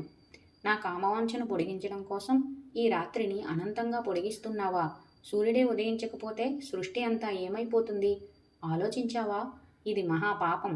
సుమతి, శాపాన్ని ఉపసంహరింపు చేసుకో అన్నాడు కౌశికుడు. నాథా, సూర్యుడు ఉదయిస్తే నాకు మాంగల్యం నిలువదు అంది. అదేమిటి? ఎవరు చెప్పారు? నేను బ్రతికి ఉండగా నీకు మాంగల్యం ఉండకపోవడమేమిటి అన్నాడు కౌశికుడు. ఇది మాండవీయుడి శాపం. ఇప్పుడేగా శపించారు. మీకు వినిపించలేదా అంది సుమతి. ఏమిటి సుమతి, నీవు అంటున్నది నాకేమీ అర్థం కావడం లేదు. మాండవీయుడేమిటి, శపించడం ఏమిటి? ఈ శ్మశానంలోకి ఆయన ఎలా వచ్చాడు? ఎందుకు శపించాడు? మనం ఏం తప్పు చేశాము? సుమతి ఆశ్చర్యపోయింది. ఏమిటి ఇలా మాట్లాడుతున్నారు? జరిగిన దుస్సంఘటన ఈయనకి తెలీదా? ఇప్పుడేగా జరిగింది. ఏమీ తెలియనట్లు, జరగనట్లు మాట్లాడుతున్నాడు ఏమిటి నాథా? పరీక్షిస్తున్నారా లేదా గేలి చేస్తున్నారా? కొరతకు వేలాడుతున్న మాండవ్యుడు శిరస్సుకి మీ కాలు తగిలింది. ఆయన మండిపడుతూ శపించాడు. సూర్యోదయం అయితే నా మాంగల్యం నిలవదు. ఇది జరిగి 2 క్షణాలు కాలేదు. ఏమీ ఎరగనట్లుగా అడుగుతున్నారు. వేళాకోలానికి ఇదేనా వేళ? సుమతి, నిజంగా నాకు తెలియదు. ఏం జరిగిందో చెప్పు. ఇంటి దగ్గర బయలుదేరడం, శ్మశానంలో నడవడం ఇంతవరకే నాకు తెలుసు. ఆ పైన ఏం జరిగిందో ఇసుమంతైనా నాకు తెలీదు. నిజం చెప్తున్నాను. మాండవీయుడు శిరస్సుకి నా కాలు తగలడం ఏమిటి? అంతటి పాపం చేస్తానా? చేస్తే క్షమించమని ఆ మహర్షి పాదాలు పట్టుకుని క్షమించమని అడగను. ప్రాణాలు వదిలేస్తాను, కానీ పాపం చేసి ప్రాయశ్చిత్తం చేసుకోకుండా ఉంటానా?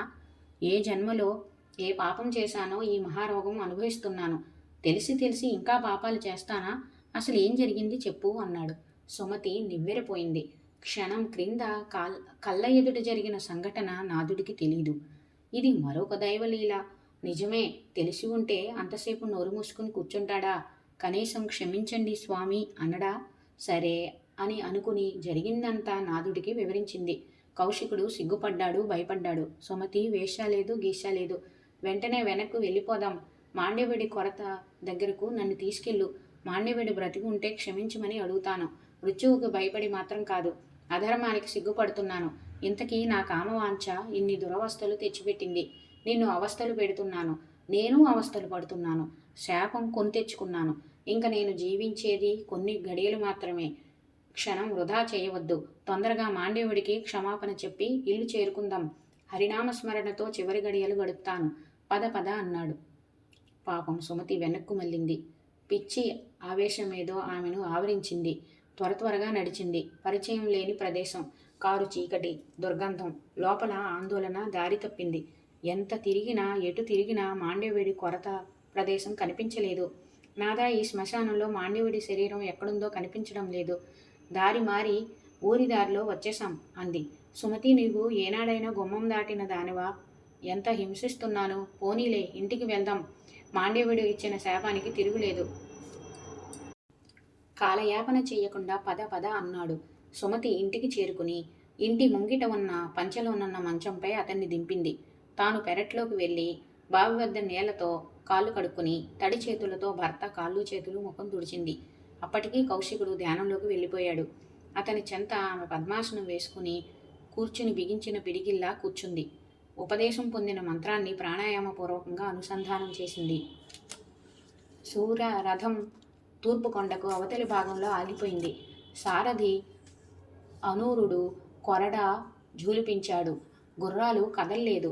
తోక నిక్కించి చెవులు రిక్కించి దిక్కులు పిక్కటిల్లేలాగా గుర్రాలు సకిలించాయి.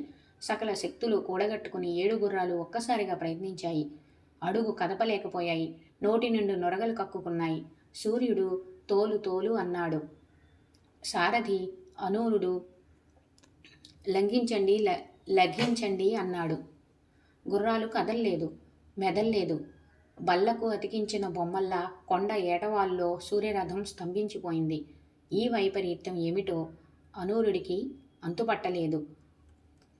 మందేహాది రాక్షసులు సూర్యరథాన్ని చుట్టుముట్టారు. భీకర రూపములతో భయంకరంగా గర్జిస్తూ రథాన్ని పట్టుకోవడానికి సిద్ధంగా ఉన్నారు. సూర్య భగవానుడు దివ్య దృష్టితో చూచాడు. విషయం అర్థమైంది. సారథి అయిన అనూరునితో, అనూరా, ఇది పతివ్రతా మహత్యం. సుమతి కరుణిస్తే తప్ప మన రథం కదలదు. గుర్రాలను విప్పి నీవు కూడా విశ్రాంతి తీసుకో. ఇది మనకు అయాచితంగా దొరికిన అవకాశం. విశ్రమించు. మన రథం కదలాలి. భూలోకంలో ఉషోదయం అవ్వాలి. నైష్టికులు అర్ఘ్యాలు వదలాలి. అప్పటి వరకు ఈ మందేహాది రక్కసుల అలజడి తప్పదు. చూస్తూ ఉందాం ఏమి జరగనున్నదో అన్నాడు. అనూరుడు చిరునవ్వులు చిందించాడు. భూలోకంలో ప్రాణికోటి మేల్కొంది. ఇంకా సేపట్లో చీకట్లు తొలగుతాయని ఎదురు చూస్తూ ఉంది. సరోవరాల్లో స్నానాలు చేసి నిలబడిన నైష్టికుల చేతుల నుండి అర్ఘ్యజలాలు జారిపోయాయి. ఎంతకు అరుణోదయం కాకపోవడంతో ఇదేదో ప్రళయం అనుకుని గట్ల మీదకు చేరుకున్నారు. చెట్ల మీద పిట్టల కోకోవలు వినిపిస్తున్నాయే తప్ప ఏ పిట్ట గూడు వదిలి బయటికి రాలేదు. పువ్వులు రేకులు విప్పడం లేదు. పద్మాల్లో తుమ్మెదలు గుంజుకుంటున్నాయి. పశువుల అంబా అంబా అంటూ అరుస్తున్నాయి. లేగదూడల ఆకలి అరుపులకు అవి మరింత గుంజుకుంటున్నాయి. కోడి కూసి జాము అయినా ఇంకా వెలుగురేఖలు రాలేదేమో అని రైతులు విస్తుపోతున్నారు. పొలాలకు చేరేవారు దారిలో గుంపులు గుంపులుగా గుమికూడి చర్చించుకుంటున్నారు. ముంగిళ్లలో కల్లాపు జల్లిన ఇల్లాండ్రు ముగ్గు బుట్టలతో నిలబడి ఇంకా తెల్లవారలేదేమి అని పలకరించుకుంటున్నారు. గంటలు గడుస్తున్న కొద్దీ అందరిలో కలవరం పెరుగుతోంది.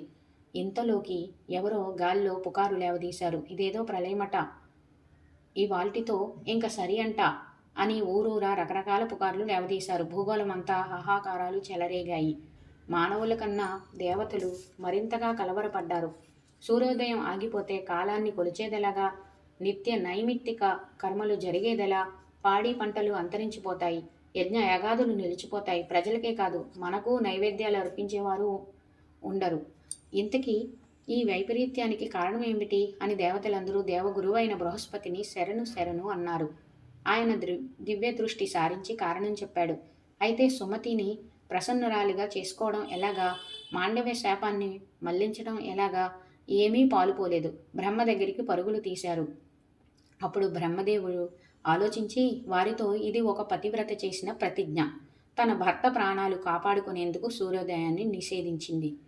ఆమె పాతివ్రత్యం ముందు మన శక్తియుక్తులు సరిపోవు. మరొక పతివ్రత ఎవరైనా పూనుకోవాలి. అత్రి మహర్షి భార్య అనసూయాదేవి మహాపతివ్రత, అమ్మ తల్లి, కరుణామయి. అందరూ వెళ్ళి శరణు వేడండి. లోకహితం కోరి ఉపకారం చేయమని అర్థించండి. సుమతికి వచ్చిన ఆపదను తీర్చి ప్రతిజ్ఞను మళ్లించగల సమర్థురాలు ప్రయత్నించండి అన్నాడు బ్రహ్మ. దేవతలందరూ హుటాహుటిన అత్రి మహర్షి ఆశ్రమం చేరుకున్నారు. అనసూయాదేవి పాదాలకు సాష్టాంగ నమస్కారాలు చేశారు. లోకానికి వచ్చిన ఉపద్రవాన్ని తొలగించమని వేడుకున్నారు. అంతా విని ఆ తల్లి గంభీర వదనంతో నిశ్శబ్దంగా తల ఊపి తన పర్ణశాలలోనికి వెళ్ళిపోయింది. ఇంద్రాది దేవతలు అవాక్కయ్యారు. ఆశ్రమంలో అల్లంత దూరాన ఒక గున్న మామిడి చెట్టు కింద జపం చేసుకుంటున్న అత్రి మహర్షిని చేరుకున్నారు. మీరే కాపాడాలని ప్రాధేయపడ్డారు. సూర్యోదయం కాకపోతే జరిగే ప్రమాదాలన్నీ ఆయనకి ఏకరువు పెట్టారు. బ్రహ్మదేవుని ఆజ్ఞతోనే ఇలా వచ్చామని విన్నవించారు. అనసూయమ్మ అంతా విని లోపలికి వెళ్ళిపోయింది.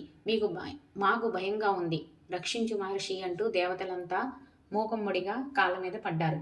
అత్రిముని చిన్నగా నవ్వి అనసూయాదేవిని పిలిచాడు. లోకోపకారం కొరకు దేవతలంతా ప్రాధేయపడుతున్నారు. ఒక్కసారి వెళ్ళి సుమతితో మాట్లాడమని అన్నాడు. ఆ అనుమతి కోసమే ఎదురు చూస్తున్నట్లుగా సరే అంది.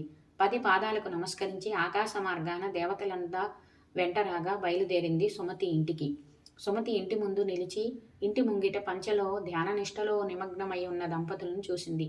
దేవతలందరినీ దూరంగా ఉండమని తానొక్కతే శబ్దం చేయకుండా వెళ్ళి సుమతి ముందు కూర్చుంది. మంచం మీద కుష్ఠరోగ పీడితుడైన కౌశికుడు ధ్యాన సమాధి నిష్ఠలో ఉన్నాడు. పాదముల చెంత పద్మాసనంలో సుమతి. సుమతి తల మీద చేయి వేసి ప్రేమగా నిమిరింది అనసూయమ్మ. ఉపాస్య దేవత ముగ్గురమ్మల మూలపుటమ్మ అనుగ్రహించి సహస్రార కమలంలో కరుణారస వృష్టి కురిపించిన అనుభూతి కలిగింది సుమతికి.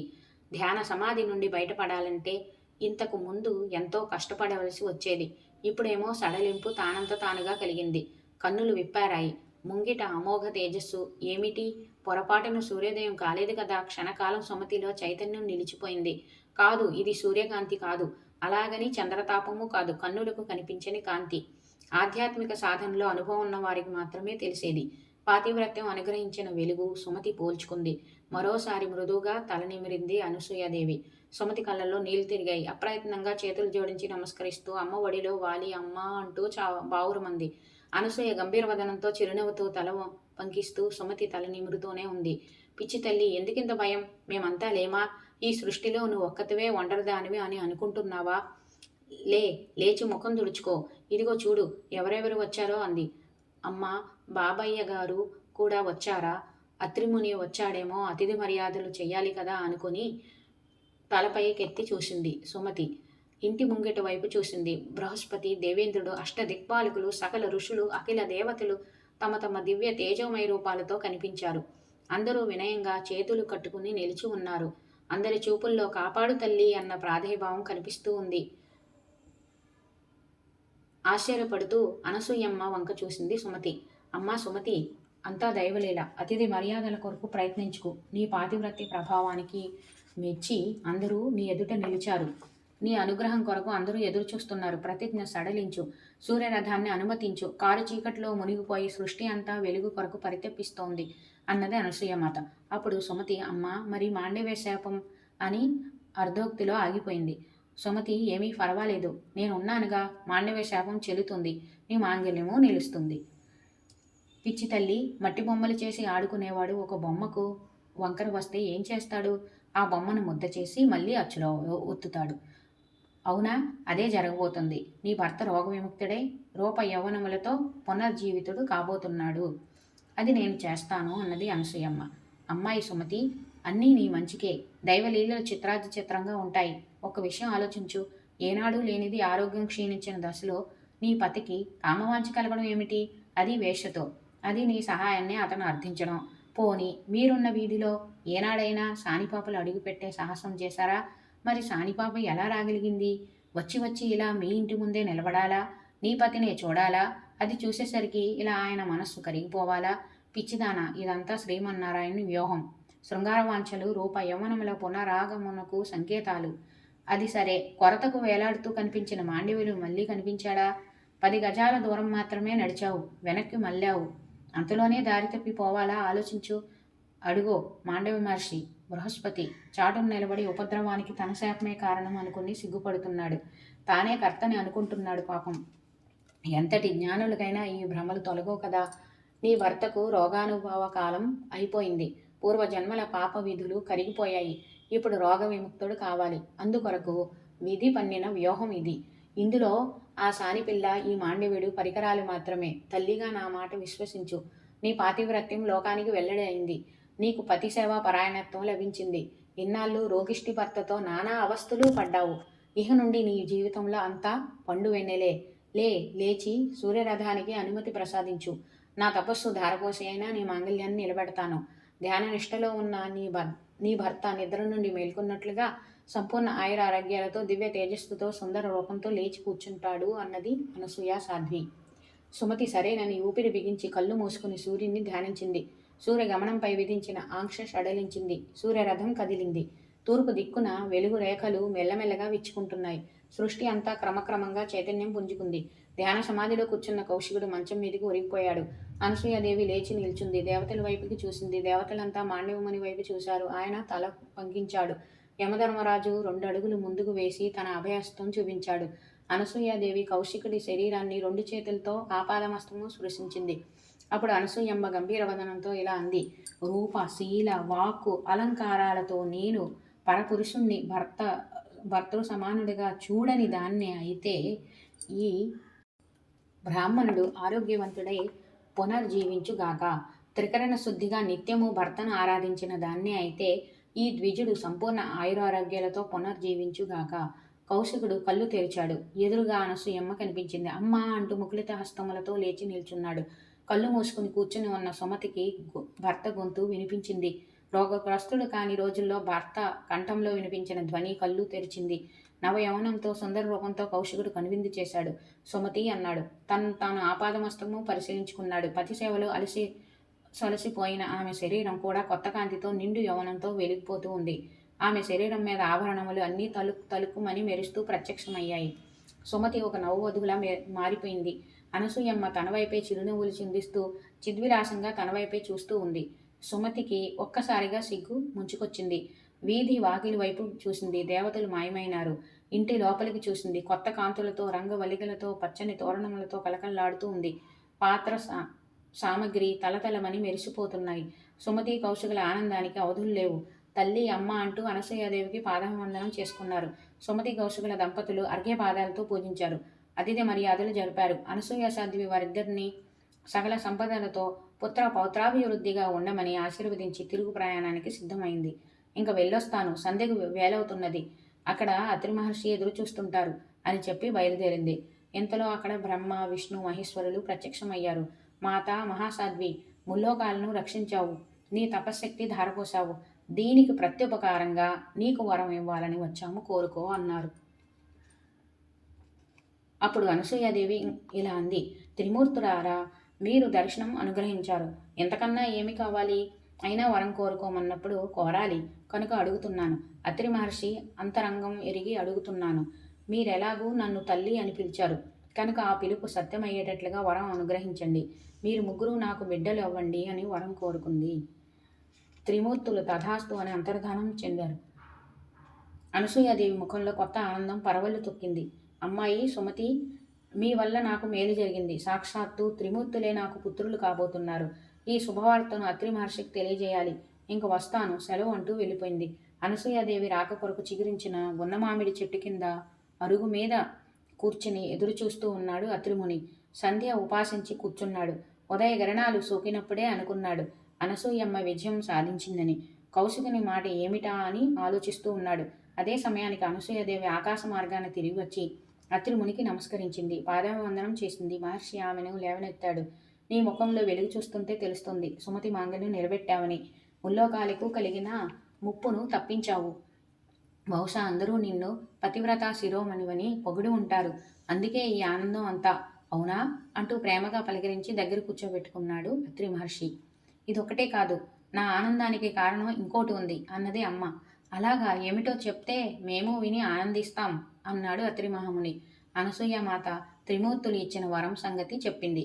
నాయనా దీపగా, వింటున్నావా అని వేదధర్ముడు హెచ్చరించాడు. దీపకుడు ఆనందంతో తల ఊపాడు. సుమతి తన తండ్రికి చెప్పిన కథ ఇది. అనసూయ, అత్రి మహర్షులు పుత్రవాంఛతో మదనాగ్నిని ప్రజ్వలింప చేసుకున్నారు. హోమగుండంలో పడబోతున్న హవిష్యును వాయుదేవుడు చెదరగొట్టాడు. ఒక అంశం వచ్చి మహర్షి కుడి కంటిలో పడింది. తక్కిన 2 భాగాలు క్షణకాలం వ్యవధిలో అనసూయాదేవి గర్భకోశాన ప్రవేశించాయి. అత్రిముని కంటిలో పడిన భాగాన్ని ఆశ్రయించి బ్రహ్మ చంద్రుడిగా ఉదయించాడు. అనసూయ సాధ్వి గర్భంలోకి ప్రవేశించిన ద్వితీయాంశను ఆశ్రయించి పురుషోత్తముడు దత్తాత్రేయుడిగా ఆవిర్భవించాడు. తృతీయాంశం రూపాన్ని ధరిస్తూ ఉండగా హైహయుడు అనే రాజు అడ్డగించాడు. అది గ్రహించిన రుద్రుడు ఆ భాగాన్ని ఆశ్రయించి 7 రోజులు గర్భావాసం చేసి తమోగుణ ప్రధానుడై దుర్వాసుడుగా జన్మించాడు. బ్రహ్మాంశ సంభవుడైన చంద్రుడు రజోగుణ ప్రధానుడై లోకాలకు వెన్నెలను ప్రసాదిస్తున్నాడు. ప్రజాపతి పదవిని పొందాడు. కళలకు ఔషధాలకు పోషకుడయ్యాడు. శివాంశ సంభవుడైన దుర్వాసుడు రౌద్రగుణ ప్రధానుడై శాపాయుధుడై ఉన్మత్త వ్రత దీక్షతో వెలుగొందుతున్నాడు.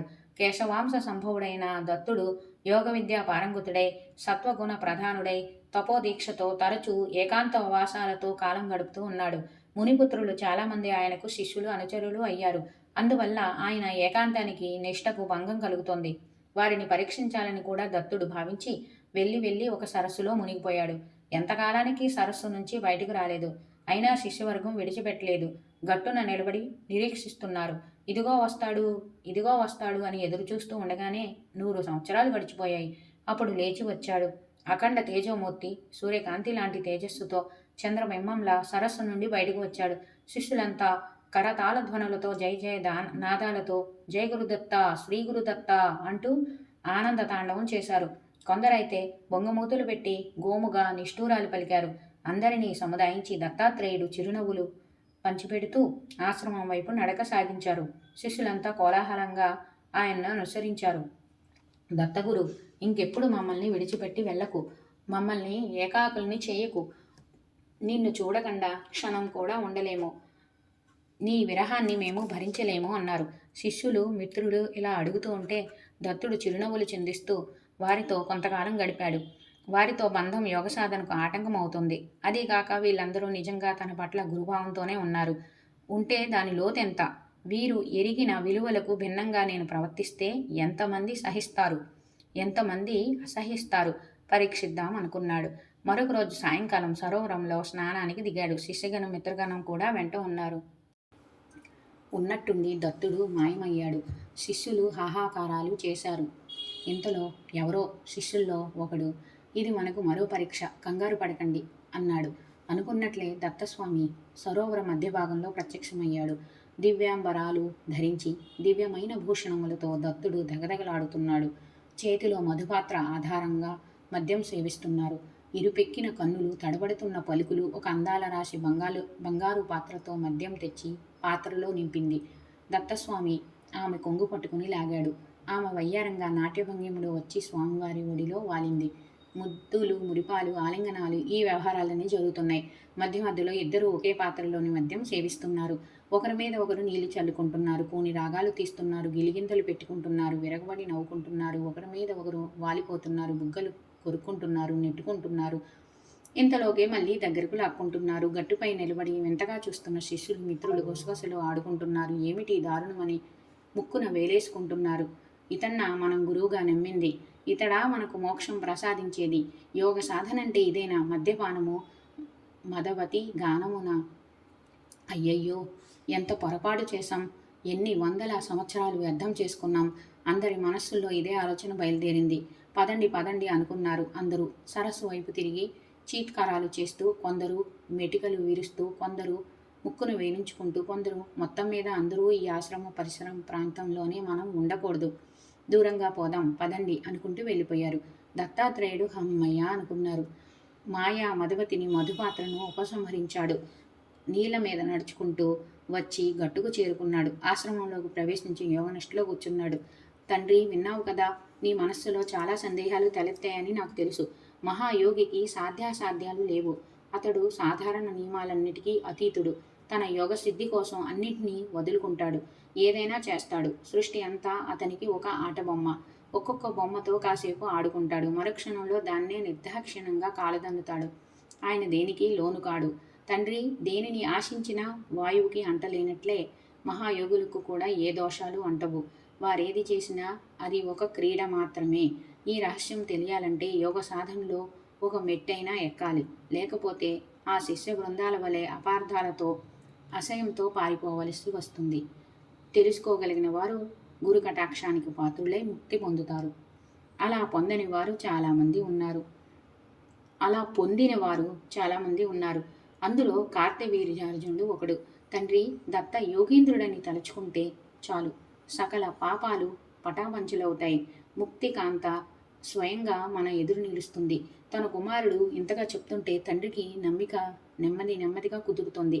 నాయనా సుమతి, అంతో ఇంతో అనుభవం ఉండి సాత్విక మార్గంలో తపస్సు చేసుకునే మునికుమారులే దత్తుడి లీలలు అర్థం చేసుకోలేక దూరమయ్యారంటే ఇంక నేనెంత, నా తెలివెంత?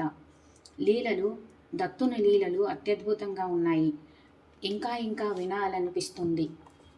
సుమతి, త్రిమూర్తి స్వరూపుడైన దత్తుని కనిన అనసూయ అత్రి దంపతులు ఎంత పుణ్యాత్ములో, వారి తపోమహిమ ఎంత గొప్పదో కదా అని అడిగాడు.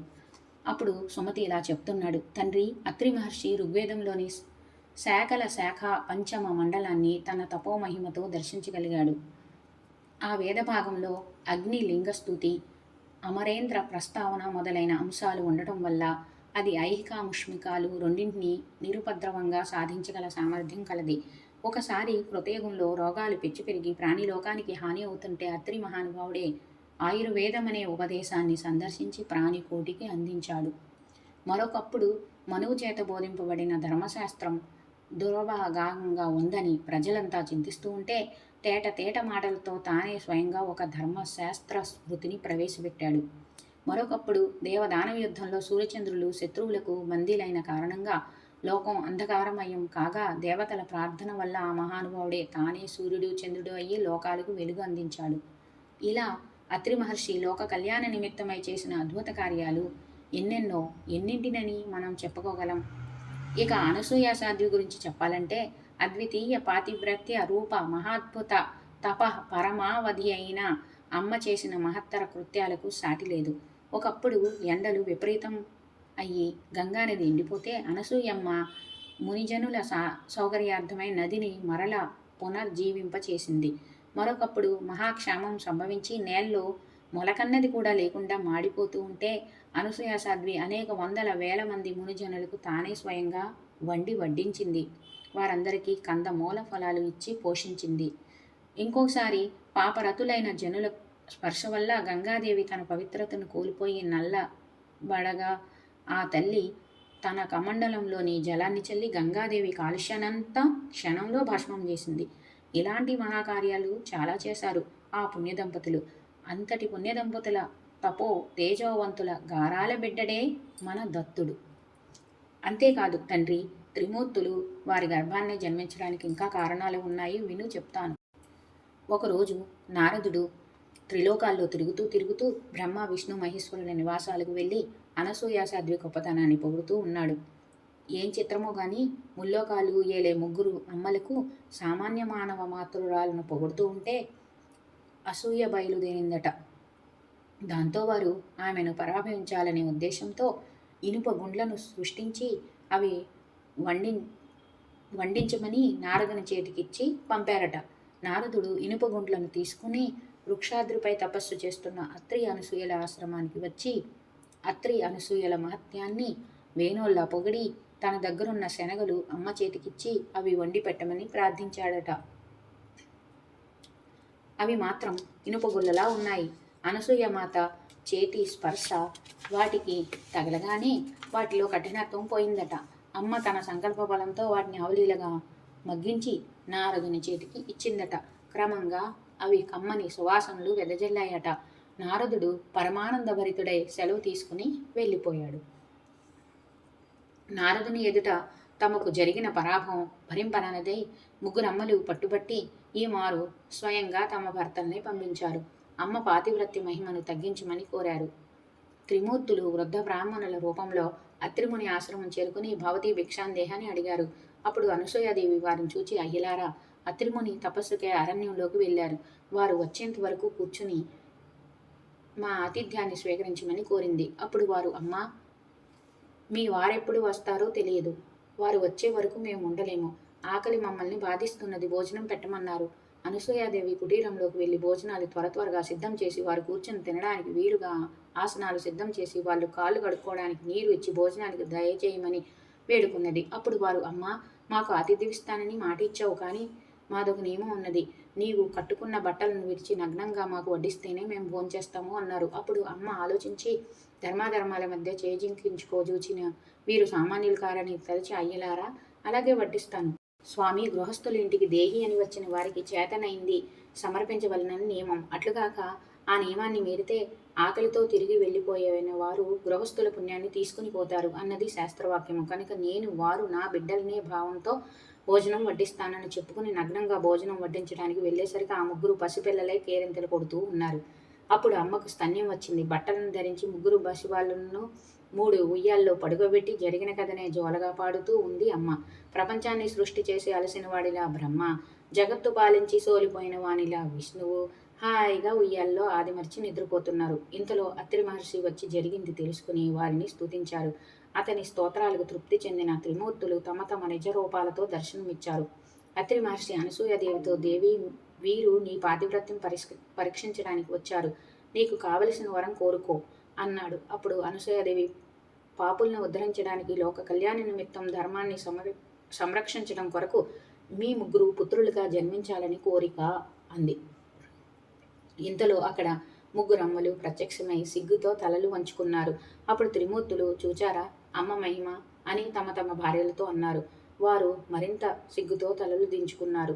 అప్పుడు త్రిమూర్తులు అమ్మతో, అమ్మ, మేము మీకు సంపూర్ణంగా దత్తత చేసుకుంటున్నాము. అలనాడు సుమతి కౌశికుల విషయంలో మీకు వరం ఇచ్చాం కదా అని దివ్యమైన అనుగ్రహాన్ని ప్రసాదించారు. అట్టి వర ప్రభావం వలనే అనసూయ గర్భాన్ని ధరించి త్రిమూర్తులను తన బిడ్డలుగా చేసుకోగలిగింది అని సుమతి తన తండ్రితో త్రిమూర్తుల ఆవిర్భావానికి గల పుణ్యగాథను వినిపించాడు. దత్తుని వైరాగ్య స్థితి యోగం. తండ్రి, దత్తుని యోగస్థితిని తెలియచెప్తాను విను అంటూ చెప్తున్నాడు సుమతి. ముని కుమారులను పరీక్షించిన దత్తుడు ఆశ్రమం చేరుకున్నాడు. ఇన్నేళ్లుగా ఎటుపోయాడో ఏమయ్యాడో అనుకున్న అనసూయమ్మ తన ముద్దు బిడ్డను చూచి ఆనందంతో పొంగిపోయింది. దత్తస్వామి తల్లి పాదాలకు నమస్కరించి, అమ్మ, భక్తజనులను ఉద్ధరించడానికి నేను సహ్యాద్రి పర్వతానికి వెళ్తాను, అనుమతివ్వు అన్నాడు. ఎన్నాళ్ళకో ఇంటికొచ్చిన కొడుకుని చూస్తున్న ఆనందం నీరు కారిపోయింది. చిరకాలంగా అనంత తపో సంపన్నురాలైనప్పటికీ పుత్ర వ్యామోహం ఆమెను దుఃఖసాగరంలో ముంచెత్తింది. వెళ్ళడానికి వీల్లేదని దత్తస్వామిని నిర్బంధించింది. దత్తస్వామి సంకల్పం చాలా కఠినం. తాను కూడా వెళ్ళక తప్పదన్నాడు. అనసూయ మాతకు దుఃఖం పట్టరానిదైంది. దుఃఖం చేత మోహం చేత ఆమె తెలివి మేఘం కప్పిన ఆకాశం వల్లే నిండిపోయింది. దత్త యోగీంద్రుడు కూడా మొండిపట్టు వదల్లేదు. చివరకు దుఃఖం కోపం ఆగక ఆ తల్లి ఇలా అంది, దత్త, నువ్వు యోగివే అవ్వవచ్చు, గురువువి అవ్వవచ్చు, అయినా నాకు బిడ్డమని మర్చిపోకు. నీకు ఈ చర్మదేహం ఇచ్చింది నేను, మర్చిపోకు. కనుక నువ్వు వెళ్ళదలుచుకుంటే నేనిచ్చిన ఈ చర్మం నాకిచ్చి వెళ్ళు అన్నది. అది విని దత్తస్వామి చిరునవ్వులు చిందిస్తూ ఉన్నాడు.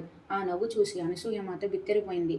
ఆమె తేరుకునే లోపునే దత్తుడు తన గోళ్లతో చర్మాన్ని పరపరా చీల్చి అంగీ విప్పినట్లుగా విప్పి తల్లి చేతుల్లో పెట్టాడు. దత్తస్వామి అలా చర్మాన్ని ఒలుస్తూ ఉంటే ఆ తల్లి మనస్సులోని అజ్ఞాన పొరలు వీడిపోతున్నట్లుగా అనిపించింది. చర్మావరణం లేకుండా రక్త మాంసమయమై దివ్య కాంతులు వెదజల్లుతున్న దత్తస్వామి వికృత రూపం చూసేసరికి ఆమె దృష్టి అంతర్ముఖమైంది. ఆ దృష్టికి అనిర్వచనీయమైన దివ్యజ్యోతి ఒక్కటి సాక్షాత్కరించింది. ఆ దివ్యజ్యోతి దర్శనంతో ఆమెకు అనన్యమైన ఆనందమైన శాంతి కాంతి లభించింది. దుఃఖ స్పర్శ లేని ఆనందాన్ని దర్శించిన ఆ తల్లి ప్రశాంత వదనంతో మధురంగా బిడ్డ వంక చూచి చేతుల్లో ఉన్న చర్మాన్ని అంగీ తొడుగుతున్నట్లుగా మరలా తొడిగింది. అమ్మ గంభీర స్వరంతో ఇలా అంది, గురుదత్త, నీవు జగత్తులను చీకటిలో నుండి వెలుగులోకి నడిపించడానికి అవతరించిన జగద్గురుడువు. నీకు అవధులు లేవు, జన్మ వినాశనాలు లేవు. నాకు ఈ సత్యాన్ని దర్శింపజేశావు. ఇంక నీ ఇచ్ఛాపరంగా సహ్యాద్రి పర్వతంపై కొలువుండి భక్తుల హృదయాలను ఏలుకో. విశ్వస్య కళ్యాణమస్తు అన్నది. దత్తుడు ఉల్లాసంగా అమ్మ పాదాలకు నమస్కరించి అనుజ్ఞ తీసుకుని సహ్యాద్రి వైపు బయలుదేరారు. అలా దత్తుడు సహ్యాద్రిని రాజధానిగా చేసుకుని ముల్లోకాల్లోని భక్తులను ఉద్ధరిస్తూ, సాధుజనులను రక్షిస్తూ, క్రూర రాక్షసులను సంహరిస్తూ యోగరాజ్యాన్ని ఏలుతున్నాడు. ఆయన ప్రవృత్తి లోకోత్తరంగా ఉంటుంది. ఆయన లీలలు ఊహాతీతంగా ఉంటాయి. ఒకప్పుడు ఆయన శాంత మనోహరమైన యతి రూపాన్ని ధరిస్తే మరొకప్పుడు భీభత్స భయంకర రూపాన్ని పొందుతూ ఉంటాడు. ఏ రూపంలో ఉన్నా, పైకి ఎలా కనిపించినా ఆయన మాత్రం యోగనిష్ఠుడే. ఆయన యోగానికి ద్యుతి లేదు, దానికి భంగం లేదు. ఆయన నామస్మరణ చాలు మానవుల పాపాలని దహింపచేయడానికి. ఆ కాంతిలో అల్లాడుతున్న వారు హృదయాన్ని నిర్మలం చేసుకోవాలంటే ఆయన కథలు కన్నా ప్రశస్తమైన సాధనాలు లేవు. ఆయన కథలు లీలలు అనంతములు. వాటిని వివరించి చెప్పాలంటే 1000 తలలు ఆదిశేషుడికైనా సాధ్యం కాదు. మానవ శరీరంతో అవతరించిన దత్తస్వామి ఎంతోమంది మానవులను పరిపరి విధాలుగా ఉద్ధరించాడు అంటూ సుమతి ముగించాడు. అప్పుడు సుమతి తండ్రి సుమతితో, నాయన, రాజవంశంలో పుట్టి రజోగుణంతో జీవించే కార్తె వీరార్జునుడు దత్తుడి అనుగ్రహానికి పాత్రుడయ్యాడు అంటే ఆశ్చర్యం వేస్తుంది. ఇది ఎలా సాధ్యమైందో తెలుసుకోవాలనుంది. ఆ మహావీరుడి కథ చెప్పి నా సంశయాలు తొలగించు అన్నాడు. కార్తెవీర్యార్జున వృత్తాంతం. తండ్రి, తప్పకుండా చెబుతాను విను. హైహై వంశంలో కృతవీర్యుడనే రాజు ఉండేవాడు. మహిష్పతిపురాన్ని రాజధానిగా చేసుకుని ధర్మబద్ధంగా ప్రజారంజకంగా పరిపాలన సాగిస్తూ ఉండేవాడు. సర్వ సద్గుణ సంపన్నుడు అతడు. వేద విహిత కర్మలు తాను ఆచరిస్తూ ప్రజల చేత ఆచరింపచేసేవాడు. ప్రజలకు ఎంత ప్రేమపాత్రుడో శత్రువులకు అంత భయంకరుడు. ఇతడికి చాలా కాలం సంతానం లేదు. మహారాణి ఎన్నెన్నో నోములు నోచింది, వ్రతాలు చేసింది, తీర్థయాత్రలు చేసింది, కనిపించిన దేవత కల్లా మ్రొక్కింది. ఏ దేవత కరుణించిందో కానీ, ఏ మహనీయుడి ఆశీస్సులు ఫలించాయో గాని చివరకు ఆమె కడుపు పండి 9 మాసాలు మోసిన పిదప మగబిడ్డడు చొట్ట చేతులతో జన్మించాడు. రాజదంపతులు దిగులు చెందారు. ప్రజలంతా అయ్యో పాపం అనుకున్నారు. అసలు సంతానమే లేకపోతే ఒక బాధ, కానీ ఈ అవిటివాణ్ణి చూస్తూ రోజూ బాధే. వీడు పరిపాలనకు పనికిరాడే, నా తర్వాత ఈ రాజ్యభారాన్ని ఎవరు మోస్తారు అని కృతవీర్యుడు బెంగ పెట్టుకున్నాడు. చూద్దాం, రాజవైద్యుల కృషి ఫలితంగా కానీ ఏ మహనీయుడు దయవల్లనో అవిటితనం పోకపోతుందా అని తమని తాము నమ్మ పలుక్కుంటూ కాలం గడిపారు. ఆ రాజదంపతులు సకాలంలో జాత కర్మాది క్రియలన్నీ జరిపించి భూరి దక్షిణలతో వేద శాస్త్ర విద్వాంసులను సంతృప్తిపరిచి అర్జునుడు అని నామకరణం చేశారు. కృతవీర్యుని పుత్రుడు కనుక కార్త్య వీర్యార్జునుడు అయ్యాడు. చేతులు చచ్చుబడ్డాయి అన్నమాటే గాని అర్జునుడి శరీరమంతా వజ్రతుల్యంగా ఉంది. తెలివితేటలు అపారం. గురువులు నేర్పుతున్న అన్ని విద్యలలోనూ ఆరితీరుతున్నాడు. క్రమక్రమంగా యుక్త వయసు వచ్చింది. యువరాజుకు పట్టాభిషేకం చేయిద్దామని కృతవీర్యుడు ఉపలాట పడుతున్నాడు. పైకి అంటే ఎవరు ఏమంటారోనని గేలి చేస్తారేమోనని సంశయిస్తున్నాడు. తీరా సింహాసనం మీద కూర్చోబెడితే సరిగా పరిపాలన కొనసాగించలేకపోతే బిడ్డడికి ప్రజల ముందు తలవంపులు తెచ్చిపెట్టిన వాళ్ళమవుతామని దిగులుతో ఉన్నాడు. దీనికి పరిష్కారం ఎలాగా అని రేయింబవళ్ళు ఆలోచిస్తున్నాడు.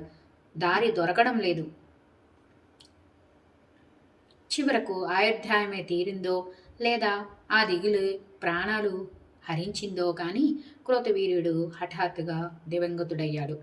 అరాచకం ఏర్పడకూడదని మంత్రి పురోహితులు అందరూ ఒకనాడు కార్తవీర్యార్జునుడిని సమీపించి పట్టాభిషేకానికి అంగీకరించమన్నారు. అతడు మాత్రం అంగీకరించలేదు. అవిటివాన్ని ప్రజారక్షణ చెయ్యలేను. అది చెయ్యలేనప్పుడు పట్టాభిషేకం జరిపించుకోకూడదు. ప్రజలు పన్నులు కట్టేది రాజు రక్షిస్తాడని. దానికి సమర్థుడు కానివాడు సింహాసనమెక్కి ప్రజాధనాన్ని భోగాలకు ఖర్చు పెడితే వాడు చోరుడు కింద లెక్క. రౌరవాది నరకాలకు పోతాడు. పోనీ పరిపాలన రాజ్య సంరక్షణ బాధ్యతలు మీకందరికీ అప్పగించి నేను నామమాత్రపు రాజుగా కిరీటం పెట్టుకుని కూర్చున్నామంటే అప్పుడు మీ చేతుల్లో కీలుబొమ్మను అవుతాను. ఇది గుర్తించిన ప్రజలు నన్ను అపహాస్యం చేస్తారు. ఇరుగు పొరుగు రాజులు నవ్వుతారు, అవమానిస్తారు. నేను స్వయంగా నా అంతటా నేను చేసుకోలేని పరిపాలన పరుల మీద ఆధారపడిన ఏలుబడి ఎంత అందంగా ఉంటుందో మనందరికీ తెలిసిందే. అపరాధుల్ని నిర్ధారించలేము, నిరపరాధుల్ని రక్షించలేము. న్యాయమే జరుగుతుందో అన్యాయమే జరుగుతుందో గుర్తించలేను. ఇంకొకరి ఇష్టాయిష్టాల ప్రకారంగా నిరపరాధుల్ని శిక్షింపచేయవచ్చు, అపరాధుల్ని విడిపించవచ్చు. నా పరిపాలన గుడ్డి దర్బారుగా ఉంటుంది. పాపపాలాలు మాత్రం మిగిలి నరకానికి పోతాను. 100 కళ్ళతో పరిపాలన కొనసాగించిన తెలియక జరిగే అపచారాలు ఉంటాయి. కాబట్టి రాజ్యం నరకం ధ్రువం అన్నారు. అలాంటి నేను మరొకరి చేతుల్లో కీలుబొమ్మనైతే ఈ పుట్టుకలోనే ఇక్కడే నరకం అనుభవించవలసి వస్తుంది. ఏ జన్మలో ఎవరికి ఏ అపచారం తెలిసి చేశానో తెలియక చేశానో ఈ అవిటితనం సంప్రాప్తించింది. ఇప్పుడిక తెలిసి పాపం మూటగట్టుకోలేను. అందుచేత ఈ కిరీటాన్ని నేను మోయలేను.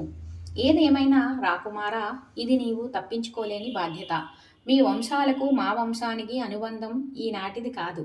మీ తాత ముత్తాతల కాలం నుంచి మా తాత ముత్తాతలు మంత్రులుగా ఉన్నవారే. ఏనాడు ఎవరు మీ వంశీకుల్ని తప్పుదారి పట్టించిన దాఖలాలు లేవు. మీ తండ్రి గారికి మేమంతా నమ్మిన బంటులం. ఆయన పట్ల అపారమైన గౌరవాదరాలు కలవాళ్ళం. లోకంలో వ్యక్తిగతంగా 10 మంది చేత ధర్మపరులమనిపించుకుంటున్న వాళ్ళం. మమ్మల్ని నువ్వు విశ్వసించవచ్చు.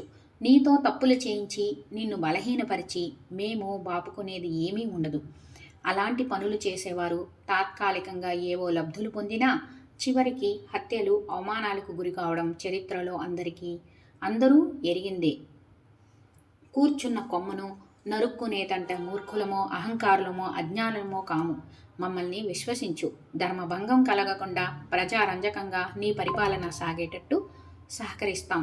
అది కాక ఒకరి మీద ఒకరికి తెలియకుండా చారులను నియోగించి నిఘాలు పెట్టి ఎక్కడికక్కడ కదలికలు గమనించి ఎప్పటికప్పుడు సమాచారం రాబట్టుకునే సువ్యవస్థితమైన పరిపాలనా విధానం మన రాజ్యంలో ఎప్పటి నుంచో నెలకొని ఉంది. దాన్ని మరింత చైతన్యపరిచే చాతుర్యం నీకు సమృద్ధిగా ఉంది.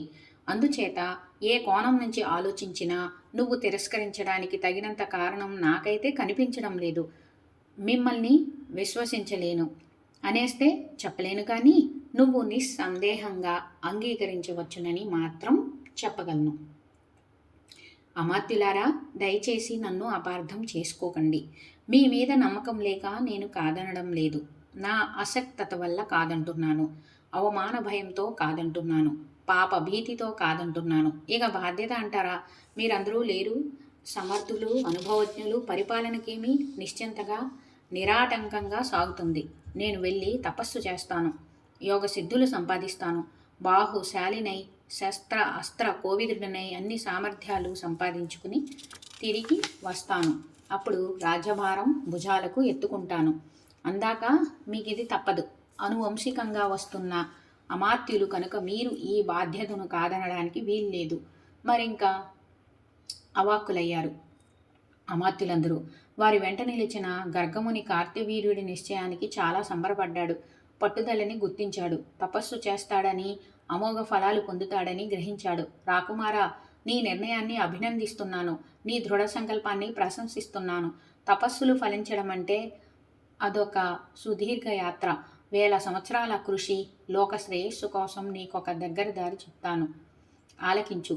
సహ్యాద్రి ఎరుగుదువు కదా, దాని లోయల్లో ఒకచోట ఆశ్రమం నిర్మించుకుని దత్తాత్రేయులు వారు తపస్సు చేసుకుంటున్నారు. ఆయన అమోఘ యోగశక్తి సంపన్నులు, యోగ విద్య ప్రవర్తకుడు. ఈ జగత్తును కాపాడడం కోసం విష్ణుదేవుడి అంశతో అవతరించారు. నువ్వు వెళ్ళి ఆయన్ని ఆశ్రయించు. నీ సంకల్పం సత్వరం సిద్ధిస్తుంది.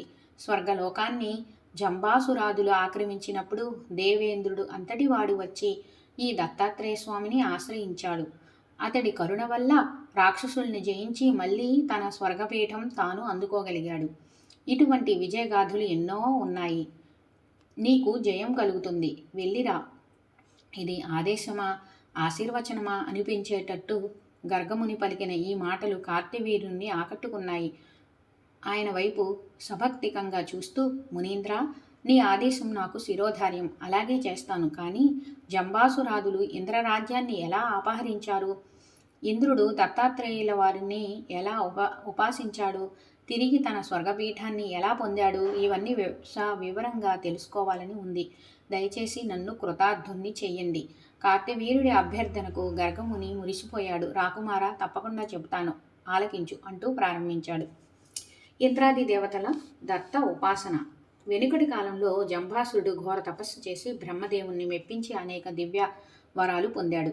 శివుణ్ణి మెప్పించి అనేక దివ్యాయుధాలు పొందాడు. వీటి గర్వంతో సమస్త లోకాలు జయించాలని, సకల సంపదలు పొందాలని ఆశ కలిగింది. మహారాక్షస సైన్యాన్ని లక్షల సంఖ్యలో సమకూర్చుని స్వర్గ మర్త్య పాతాళలోకాలపైకి దండయాత్రకు బయలుదేరాడు. ముందుగా సరాసరి స్వర్గలోకాన్ని చుట్టుముట్టాడు. దేవాసురులకు భీకర సంగ్రామం కొన్ని సంవత్సరాల పాటు జరిగింది. జంబాసురుడు అతడి సైన్యము వరమహిమ వల్ల నానాడికి బలపడుతుంటే దేవ సైన్యం క్షీణిస్తుంది. చివరికి దేవతలు ఓటమి అంగీకరించి స్వర్గలోకం విడిచిపెట్టి పలాయనం చెత్తగించారు. జంబాసురుడు స్వర్గసింహాసనాన్ని ఆక్రమించి అధిష్ఠించాడు. తలకొక దిక్కుగా పారిపోయిన దేవతలు ఒకానొక పర్వత అరణ్య ప్రాంతంలో గుమిగూడారు. అది వాలకిల్యాది మహర్షులుండే అరణ్యం. దేవ గురువు బృహస్పతి కూడా అక్కడికే చేరుకున్నాడు. అందరూ ఆ మహర్షులతో మంతనాలు జరిపారు. స్వర్గలోకాన్ని మళ్ళీ సంపాదించుకోవాలంటే విష్ణుమూర్తిని శరణి వేయడం ఒక్కటే కర్తవ్యమని నిర్ధారించుకున్నారు. ఆ చతుర్భుజుడు ఇప్పుడు దత్తాత్రేయ స్వామిగా అవతరించి సహ్యాద్రి సీమలో విహరిస్తున్నాడని మహర్షులు చెప్పారు. అయితే అతడు మదవతి మధ్యలోలుడై నింద్యాచారుడుగా కనిపిస్తాడు. కానీ ఆ మదవతి సాక్షాత్తుగా లక్ష్మీదేవి అని, అతడిని ప్రసన్నుని చేసుకోవడం చాలా కష్టమని, అయినా మరి గత్యంతరం లేదు కనుక ప్రయత్నించండని మహర్షులు ఉపదేశించి నిండా ఆశీర్వాదించి పంపించారు. బృహస్పతిని ముందు నిలుపుకుని ఇంద్రాది దేవతలు సహ్యాద్రి చేరుకున్నారు. దత్త ఆశ్రమం వెతికి పట్టుకున్నారు. ఆశ్రమ మధ్య భాగంలో తీర్చిదిద్దిన చలువ పందిరి, సుగంధ పరిమళాలను వెదజల్లుతున్న పూల తోరణాలు, బంగారు జరీ నగిషీలు పొదిగిన మేల్కట్టు చాందినీలు, మధ్యభాగంలో పద్మకర్ణికాకారంలో మెత్తని వితర్నిక, దాని మీద దత్తాత్రేయ స్వామి వారు ఒక అందాల భామకు వీపు చేర్చి, ఎడమ మోచెయ్యిని మరొక భామని ఊరు భాగాన ఆంచి ఓరవాటుగా కూర్చుని ఉన్నారు. కుడి చేతిలో బంగారు చపకం. మరొక నారీ లలామ లక్ష్మీదేవి. ముందుగా తాను చవిచూసి రకరకాల మద్యాలను ఆ చపకంలోకి ఆరారగా నింపుతోంది. దత్తయోగి అదే పనిగా సేవిస్తున్నారు. చుట్టూ చిన్న చిన్న వేదికల మీద కూర్చుని గంధర్వ అప్సరస్సుల్లాంటి యువతులు అనేక వాద్య విశేషాలను మృదువుగా శ్రావ్యంగా మోగిస్తున్నారు. వాటితో శృతి కలిగిన ఏవో గీతాలు పాడుతున్నారు. వాటిని వింటూ ఒక్కొక్కప్పుడు తాళం వేస్తూ మరొకప్పుడు తాను గొంతు కలుపుతూ దత్తయోగి ఆనంద పరవశుడవుతున్నారు. అవధులు దాటిన మద్యపానం వల్ల వశం తప్పిన శరీరం వదులొదులుగా ఊగుతోంది. ఎరుపెక్కిన కన్నులు, బోరటెల్లిన బుగ్గలు, చెమట చిత్తడితో జిడ్డు చేరిన ముఖం, చేతి నుంచి జారిపోతున్న మధుచపకాన్ని నారీలలామ అందుకుంటోంది. తానే స్వయంగా దత్తస్వామి నోటికి అందిస్తోంది. మెచ్చుకోలుగా ఆమెను పొదుపుకునే ప్రయత్నం చేస్తున్నాడు యోగి. వ్యవసుడై ఆమెపైకి ఒరిగిపోతున్నాడు. ఇంద్రాది దేవతలకు కనిపించిన దృశ్యం ఇది. అందరూ ఆశ్చర్యచకితులయ్యారు. పరస్పరం కన్నులతో సన్నలు చేసుకున్నారు. ఆశ్రమం అంతటా సర్దుకున్నారు. కొందరు పద్మ వితర్ణిక చుట్టూ చేరుకున్నారు. దత్త యోగీశ్వరునికి ఆశ్రమవాసులకు అందరికీ కనుసన్నల్లో మెలుగుతున్నారు.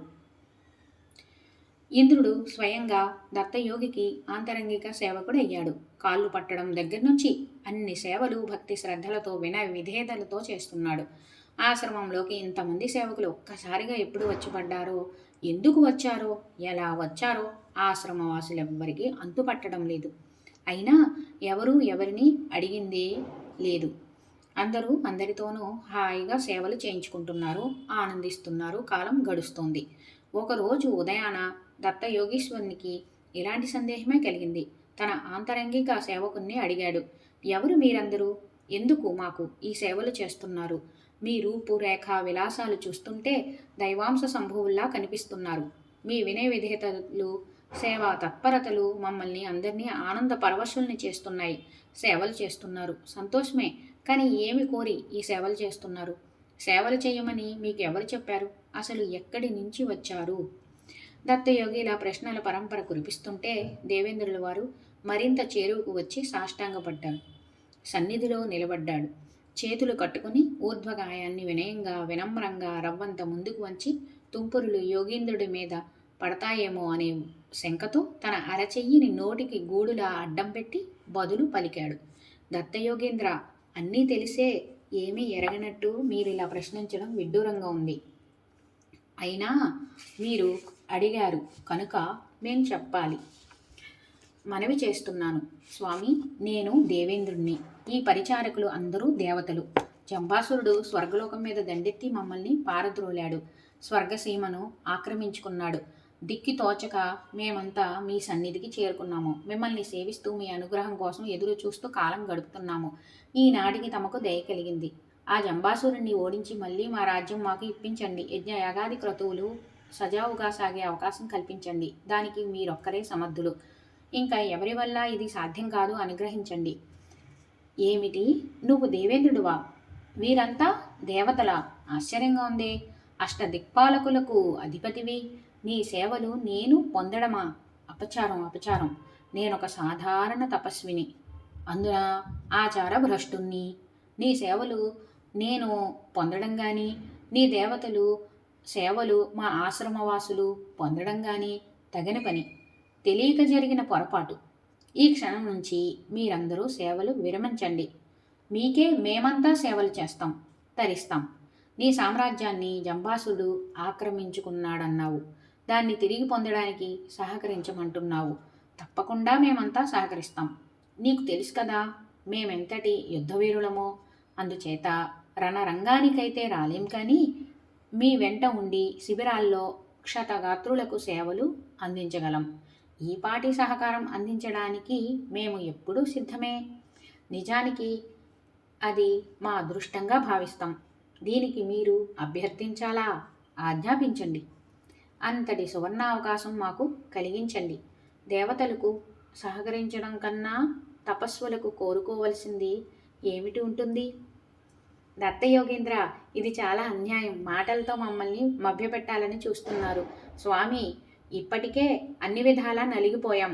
కాపాడవలసిన నాథుడే పరాచికాలాడితే మేమేమైపోవాలి? మీరు అనుగ్రహిస్తే స్వర్గలోకం మళ్ళీ మాకు దక్కుతుంది. లేదంటే ఇక్కడే ఇలాగే మీ సేవలో ఉండిపోతాం. ఇంతకన్నా గొప్ప ఆనందమేది ఆ సింహాసనంలో లేదు. కాకపోతే నా విధులు నేను నిర్వహించాలి కనుక, యజ్ఞయాగాదుల్ని సక్రమంగా జరిపించాలి కనుక, ఈ బాధ్యతల్ని అలనాడు మీరంతా నాకు అప్పగించారు కనుక దుర్మార్గంగా అన్యాక్రాంతమైన స్వర్గలోకాన్ని, అది రాక్షసాంతమైన స్వర్గసీమను మళ్ళీ నాకు అప్పగించమని అభ్యర్థిస్తున్నాను. తమరు దయమాలి నాతో ఆడుకుంటున్నారు. నా అదృష్టం ఇలా ఉంది. ఏం చేయను? నన్ను నమ్ముకుని ఈ దేవతలు కూడా అగచాట్లు పడుతున్నారు. దేవేంద్ర, నన్ను నా మాటల్ని అపార్థం చేసుకుంటున్నావు. నిన్ను నొప్పించడం కానీ పరాచికాలు ఆడటం కానీ నా ఉద్దేశం కాదు. నేను అంతటి వాణ్ణి కాను. నేనేమన్నా ఉపేంద్రున్నా ఇంద్రుడితో పరాచికాలు ఆడటానికి సాధారణ తపస్విని. చూశావు కదా నా దినచర్య ఎంతటి భ్రష్టాచారున్నో గ్రహించే ఉంటావు. మద్యపానరతుణ్ణి, మదవతి లోలుణ్ణి, సంయోగమే తప్ప యోగమంటూ ఎరగని వాణ్ణి, ఇదే తపస్సుగా, ఇదే అద్వైత స్థితిగా మురిసిపోతున్న వాణ్ణి, ఈ పాటి ఇంద్రియాలని జయించలేని నేను ఇంద్రుడికి సహకరించడమా? విడ్డూరం. కష్టాల్లో ఉన్నావు గనక ప్రతి గడ్డిపోచా నీ కంటికి ఇలాగే కనిపిస్తుంది. సహజం. కానీ నా శక్తి ఏమిటో నేను తెలుసుకోవద్దు. అందుకని మరోసారి చెబుతున్నాను. ఆ రాక్షసులేమిటో, ఆ యుద్ధాలేమిటో మీరు చూసుకోండి. మేము అందించగల సేవలేమిటో మాకు ఆజ్ఞాపించండి. ఆనందంగా చేస్తాం. వద్దు స్వామి, వద్దు. నీ పరీక్షలు నేనింక తట్టుకోలేను. నువ్వు జగన్నాథుడివని, శ్రీమన్నారాయణుడివని నాకు తెలుసు. ఈ నారీ లలామ సాక్షాత్తు మరెవరో కాదు, లక్ష్మీదేవియే నాకు తెలుసు. ఈ విలాసిని బృందము, ఈ మద్యపానము, ఇదంతా నీ మాయా అని మాకు తెలుసు. భక్తుల్ని ఎంతగా పరీక్షిస్తావో, ఎలా బురుడీలు కొట్టిస్తావో నేను ఎరుగుదును. ఎవరు నీవు? ఎందుకు సేవలు చేస్తున్నావంటే నన్ను అనుగ్రహించడానికి అని సంబరపడ్డాను. పరీక్షలు ముగిశాయి అని అనుకున్నాను. ఇది ఇంకో రకం పరీక్ష అని తెలుసుకోలేకపోయాను. అనఘాత్మ, నువ్వు యోగీనాం యోగివి, ఋషీనాం ఋషివి, కవీనాం కవివి. నీకు అసాధ్యమంటూ లేదు. సంకల్పించాలే కానీ సమస్తము నీ అధీనంలోదే. ఈ దీనుణ్ణి కనికరించి స్వర్గ సింహాసనం మీద పునః ప్రతిష్ఠుణ్ణి చెయ్యాలి అనుకోవాలే గాని అది నీకు క్షణాల మీద పని. ఎందరెందరో మహారాక్షసుల్ని చిటికెలో తుదిముట్టించిన వాడివి. జంబాసురుడు నీకొక లెక్క. నిజంగా మా సేవలు నీకు నచ్చి ఉంటే దయచేసి ఈ ఉపకారం చేసిపెట్టు. లేదంటే నీ సేవలో ఇలాగే మరికొంతకాలం గడిపే అదృష్టం కలిగించు. అంతేగాని కళ్ళబొల్లి మాటలు చెప్పి మమ్మల్ని తప్పించుకోవాలని అనుకోకు. మా అపరాధ సహస్రాలన్నింటికీ ఇదే విరుగుడు అంటూ దేవేంద్రుడు సాష్టాంగపడి నమస్కరించి దీనంగా అడిగాడు. దత్తాత్రేయుల స్వామివారు పకపక నవ్వారు. ఇంద్రుణ్ణి లేవనెత్తి గాఢంగా కౌగిలించుకున్నారు. శచీపతి, ఆందోళన చెందకు. నీ శత్రువుల్ని పారద్రోలి నీ ఇంద్రలోకాన్ని నీకు ఇప్పిస్తాను. స్వర్గలోకాన్ని రక్షిస్తాను. నిన్ను ఇంద్రలోక సింహాసనంపై కూర్చుండబెడతాను. ఆ జంబాది రాక్షసులు నాకు కనిపించేటట్లుగా చెయ్యి చాలు. మిగతా సంగతి అంతా నేను చూసుకుంటాను. వెళ్ళిరండి, మీకు జయమవుతుంది అని ఆశీర్వదించి పంపించారు. ఇంద్రాది దేవతలు సంతోషించి బయలుదేరారు. జగన్నాటక సూత్రధారి ఈ విష్ణుమూర్తి రాక్షస బాధల్ని తప్పించడానికి ఎప్పటికప్పుడు ఏదో ఒక ఉపాయం పన్నుతూ ఉంటారు. ఏదో ఒక కొత్త నాటకం ఆడుతూ ఉంటారు. ఈసారి ఏమి చేయ సంకల్పించాడో చూద్దామని అనుకుంటూ స్వర్గలోకం సమీపించారు. నందనవనంలో, పొదరిళ్లలో, చెట్ల నీడల్లో, దివ్య భవనాల్లో దేవకన్యలను, అప్సరసలను బలాత్కరిస్తూ క్రూరంగా హింసిస్తున్న రాక్షసులను చూశారు. అన్ని వైపుల నుండి ఒక్కసారిగా చుట్టుముట్టి హై హై హే హే అంటూ దేవతలు రాక్షసుల మీద విరుచుకుపడ్డారు. రాక్షసులు కూడా సన్నద్ధులై తిరగబడ్డారు. దేవతల్ని తరిమి తరిమి కొడుతున్నారు. వాళ్ళు తరుముతున్నంతసేపు పారిపోతున్నట్లుగా నటిస్తూ, వాళ్ళు ఆగినప్పుడు మళ్ళీ తిరగబడి ఉసిగొలుపుతూ, మళ్ళీ పారిపోతూ, మళ్ళీ తిరగబడి ఉసిగొలుపుతూ, వాళ్ళు తమ వెంట పడేటట్లుగా చేసుకొని ఎలాగైతేనేమి తెలివిగా రాక్షసులనందరినీ దత్తాశ్రమ ప్రాంతానికి లాక్కు వచ్చారు దేవతలు. దత్తాత్రేయ స్వాములు వారు యథావిధిగా కూర్చుని ఉన్నారు. సరసన ఉన్న అనఘ రాశిపోసిన సౌందర్యంలా కూర్చుని విలాసంగా చిరునవ్వులతో కవ్విస్తోంది. రాక్షసుల దృష్టి హఠాత్తుగా సౌందర్య రాశిపై పడింది. ఒక సౌందర్యానికి కొందరు, చిరునవ్వులకు కొందరు, కొంటె చూపులకు కొందరు, యవ్వన సంపదకు కొందరు, చేతుల్లోని కేలి పద్మ విలాసానికి కొందరు, మృదుతర హస్తాంగులి విన్యాసానికి కొందరు, రత్న కంకణ కాంతి ఝునత్కారాలకు కొందరు, కిరీట తాటంక రత్న హార కాంచీ నూపుర శోభా సంపదలకు కొందరు, అంగరాగ ఘుమఘుమలకు కొందరు, వినూత్న పట్టు వస్త్ర ధగధగలకు కొందరు, పాదాంగులి మార్ధవాతి శయమునకు కొందరు, ఇలా రాక్షస వీరులందరూ ఆమెను చూసి సౌందర్యానికి ముగ్ధులయ్యారు. కామ వికారంతో వివసులవుతున్నారు. నాయకుడికి నమ్మిన బంటులు కనుక, తిరుగులేని నిస్వార్థ మూర్ఖ సేవకులు కనుక ఆమె కోసం తమలో తాము కలహించుకోకుండా అందరూ కలిసి నిర్ణయించుకుని తమ నాయకుడి కొరకు ఆమెను అపహరించుకుపోవాలి అని అనుకున్నారు. ఆ ఆలోచన వాళ్ళకి రావడమే ఆలస్యం. తమకున్న మాయాశక్తితో బంగారు పల్లకి సృష్టించారు. ఆ సౌందర్యరాశి చుట్టూ తిరుగుతూ వికటాట్టహాసాలు చేస్తూ పిచ్చిగంతులు వేస్తూ మారు మాట్లాడకుండా ఈ పల్లకీలో కూర్చోమంటూ గద్దించారు. ఆమె ఒక్కసారిగా దత్తాత్రేయుడి వైపు చూసింది. ఆయన చిరునవ్వుతో వెళ్ళమని సైగ చేశారు. అనుజ్ఞ అందుకున్న ఆ సౌందర్యరాశి భయాన్ని బెరుకును నటిస్తూ లేచి వయ్యారంగా నడిచి వెళ్ళి పల్లకీలో కూర్చుంది. ఆ చర్య వారి మనసుల్ని మరింత ఆనందింపచేసింది. బంగారు పల్లకీలో ఉన్న బంగారు రాశిని భుజాల మీద మోసుకుని వెళ్లడం కన్నా నెత్తిమీద పెట్టుకుని తీసుకెళ్తే మరింత శోభగా ఉంటుందని, ఆమెను తమ నాయకుడు మరింత ఆనందిస్తాడని తలచి రాక్షసులు బంగారు పల్లకీని నెత్తులకు ఎత్తుకున్నారు. ఓ హోం ఓ హోం అంటూ పరుగులాంటి నడక అందుకున్నారు. వాళ్ళు అల్లంత దూరం వెళ్లడం చూచి దేవతలంతా దత్తుడి వద్దకు చేరుకున్నారు. పల్లకి వెళ్తున్న వైపే చూస్తూ దత్తస్వామి ఇలా అన్నారు. అయిపోయింది ఈ రాక్షసుల పని, ఈ రోజుతో అయిపోయింది అన్నారు. దేవతలకి ఏమీ అర్థం కాలేదు. స్వామి వైపు ప్రశ్నార్థకంగా చూశారు. దేవతలారా, మీ కోరిక నెరవేరింది. లక్ష్మి రాక్షసుల నెత్తికి ఎక్కింది అంటే ఇంక వాళ్ళు సర్వనాశనం అయ్యారన్నమాట. ఇంక వాళ్ళ దగ్గర ఏ లక్ష్మి నిలవదు. శరీరంలో 7 స్థానాలు దాటించి ఎవరైతే లక్ష్మిని నెత్తిపైకి ఎక్కించుకుంటారో వారు మరుక్షణంలోనే దరిద్రుడవుతాడు. లక్ష్మి పురుషుడికి పాదస్థానంలో ఉంటే పెద్ద పెద్ద భవనాల్లో నివసించేటట్లుగా చేస్తుంది. కటిస్థానంలో ఉంటే మణి మాణిక్యాలు అతి విలువైన వస్త్రాలను కలిగిస్తుంది. లక్ష్మీదేవి గుహ్యంలో ఉంటే భార్యా సౌఖ్యం కలిగిస్తుంది. సందిటలో ఉంటే సంతాన సంపద కలిగిస్తుంది. లక్ష్మి హృదయస్థానంలో ఉంటే అభీష్టాలు సిద్ధింపజేస్తుంది. కంఠ ప్రదేశంలో ఉంటే విలువైన రత్నాల హారాలు ధరింపచేసేటట్లు చేస్తుంది. లక్ష్మీదేవి ముఖస్థానంలో ఉంటే భోజన సౌఖ్యం, మాటకారితనం, కవన శక్తి, అమోఘ వర్చస్సులు ప్రసాదిస్తుంది. ఈ 7 స్థానాలు దాటి లక్ష్మీదేవిని శిరస్సుకు ఎక్కించుకుంటే ఇక అతన్ని విడిచిపెట్టి వెంటనే వెళ్ళిపోతుంది. వెంటనే మరొకరిని ఆశ్రయిస్తుంది. ఇది లక్ష్మీదేవి యొక్క నియమం. మీరే చూశారు కదా, వీళ్ళు లక్ష్మిని నెత్తి మీద ఎక్కించుకుని వెళ్తున్నారు. ఇంకా కొద్ది క్షణాల్లోనే వాళ్ళను విడిచి వస్తుంది. సామ్రాజ్యలక్ష్మి, విజయలక్ష్మి మిమ్మల్ని వరించడం తథ్యం. ఇదే తగిన సమయం. త్వరపడండి. మీరు మీ శస్త్ర అస్త్రాలతో రాక్షసుల మీద విరుచుకుపడండి. ఇప్పటికే వారు నిర్వీర్యులై ఉన్నారు. ఇప్పుడు మీరు వారిని జయించడం చాలా తేలిక. బయలుదేరండి. దేవతలు తమ తమ ఆయుధాలు ధరించి రాక్షసులు వెంటబడ్డారు. దొరికిన వాణ్ణి దొరికినట్లు చావబాదారు. అదేమిటో రాక్షసుల వీరుల నుంచి ఏ కొద్దిపాటి ప్రతిఘటన ఎదుర్కాలేదు. అందరూ నీరసంగా వేలాడుతూ ఉన్నారు. జీవచ్ఛవాలుగా దేవతల చేతికి చిక్కుతున్నారు. దేవతలు ఆనందంతో అరటి చెట్లను తెగ నరికినట్లుగా నరికేశారు. చివరకు జంబాసురుడు కూడా ఇంద్రుడి వజ్రాయుధం వేటుకు నేలకొరిగాడు. లక్ష్మీదేవి బంగారు పల్లకి నుండి ఎగిరి వచ్చి దత్తుడి చెంతకు చేరింది. దేవేంద్రుడు తన సింహాసనం అధిష్ఠించాడు. ఇంద్రుడు వెంటనే దత్తాశ్రమానికి వచ్చి దత్తుని ముంగిట నిలిచి సాష్టాంగ నమస్కారాలు ఆచరించి స్తుతించాడు. దత్తాత్రేయులు వారు సంతోషించి ఆశీస్సులు ఇచ్చి పంపారు. కాబట్టి రాకుమారా, నువ్వు కూడా దత్త యోగేంద్రుణ్ణి సేవించి అభీష్ట సిద్ధిని పొందు అని గర్గముని కార్త్యవీర్యార్జునికి చెప్పాడు. కార్త్యవీర్యార్జునుని దత్తోపాసన.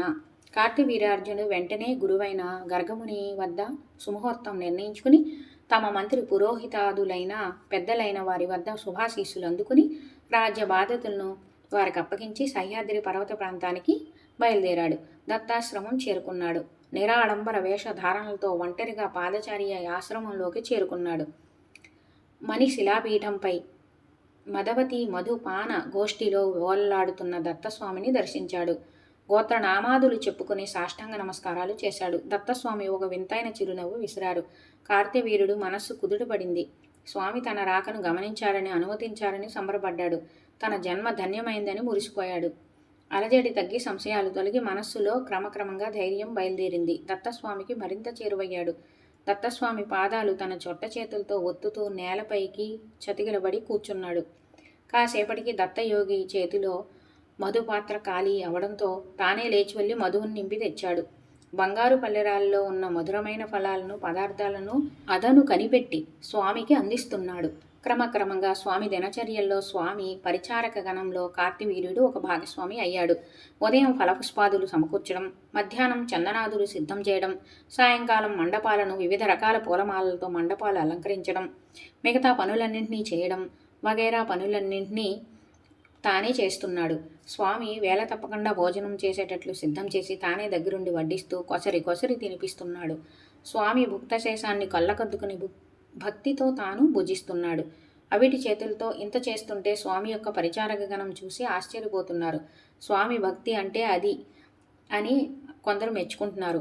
మనం ఏనాటి నుండో సేవ చేస్తున్నా నిన్న మొన్న దగ్గరైన ఇతడు దత్తస్వామికి సన్నిహితుడు, ఆంతరంగికుడు అవుతున్నాడే అని మరికొందరు లోలోపల అసూయపడుతున్నారు. సూటిపోటీ మాటలు అంటున్నారు.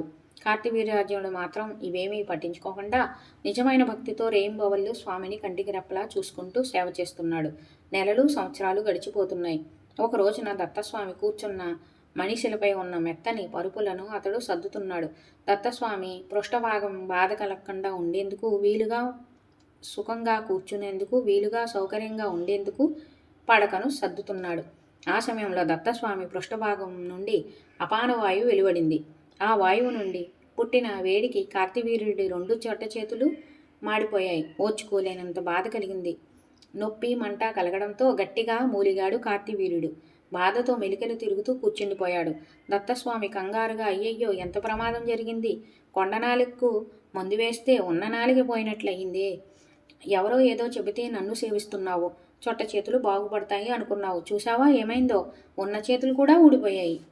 ఇకనైనా కళ్ళు తెరువు. నువ్వు ఆశించినట్లు లేదా నీకు చెప్పిన వారు అన్నట్లుగా నేనేమీ మహా దివ్యశక్తులు కలిగిన వాణ్ణి కాదు, సాధారణ తపస్విని. నిజానికి అది కూడా కాదు.